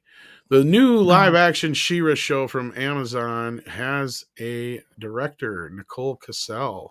Damn it. The new, as I just said here, so Variety previously reported on the show in early development at the streamer in September of 2021. Kassell will direct and executive produce. The pilot episode should go forward. No writer is currently attached. Kassell previously directed, executive produced multiple episodes of the Read it. This show's fucked. Read it. The Watchmen. Exactly. And Westworld. Exactly. And I don't know about the Leftovers Americans, but Castle Rock I heard wasn't that great either. And she most recently directed the pilot episode of the HBO series The Baby. Her only film is that movie where it's like a pro diddler film, isn't it? The Woodsman. That's the one we were just talking about the other day with I never saw it. With Kevin Bacon in it. I never saw it. I haven't either, but that's the one that we're talking about. I may have seen it, but I don't remember it, but I know what it is because it came out when I worked at Movie Gallery and people were complaining about it. DreamWorks Animation will serve as an executive producer on She-Ra. Oh, interesting, huh? After recently producing the Netflix animated series She-Ra and the Princess of Power. Maybe because they own the fucking character. Maybe. Did you ever think of that? Because Mattel has less to do with She-Ra than He-Man. And there's no connection. So don't ever expect He-Man to show the fuck up. Good. Good. This is going to be a throwaway show. I can see it already. I can see it's going to be on the same level as the other one. If it even watch, ma'am. Yeah, She-Ra on Amazon live action series from the Watchmen peoples. Yay. So it'll be all about politicking and girl power, whammon power, and fucking each other and all that stuff. She-Ra, what should we do today? I don't know, but we're not going to need any scissor. We're not going to need any men to do it. Let's scissor. Rock. Let's scissor on the rock. Who's got a staple gun? Wait, what? The only guy in the show is gay. Yeah, and he goes to the water at the creek and brings some water. Brett Cohen says Punisher needs to be R, if not X-ray. Yeah, that'd be awesome if we could do an X-ray, but I'm sure you can find a porn parody. I hope that what I heard was true. I really do. So we'll see. I'm going to run that past Andre, though, and see what he says in the morning. But with that, as Andre says, I think we have pretty much beaten everything to death. We had a great show with Tug hopping in, giving us his insights on the trial, and getting to talk a little bit about that. And yeah, I think we killed it for this week. It's 9:00 where I'm at. 10 where I'm at. Exactly. I think it's a good place to end it. What do you guys think? Yep, it's Bambino walkie time. I like how you started the show with She-Hulk and ended it with She-Ra. That's true. I am Tom. You are so good that way. I'm good. Mm-hmm. I'm good like that. And don't forget, little set of bookends. It is a good bookend. And don't forget, you can get your Amber Turd T-shirt for a limited time, kids. Right now. How dare you? I'm cashing in on that shit. I don't give a fuck. I'm gonna make some money, yeah. Yes. And lots of money. Play.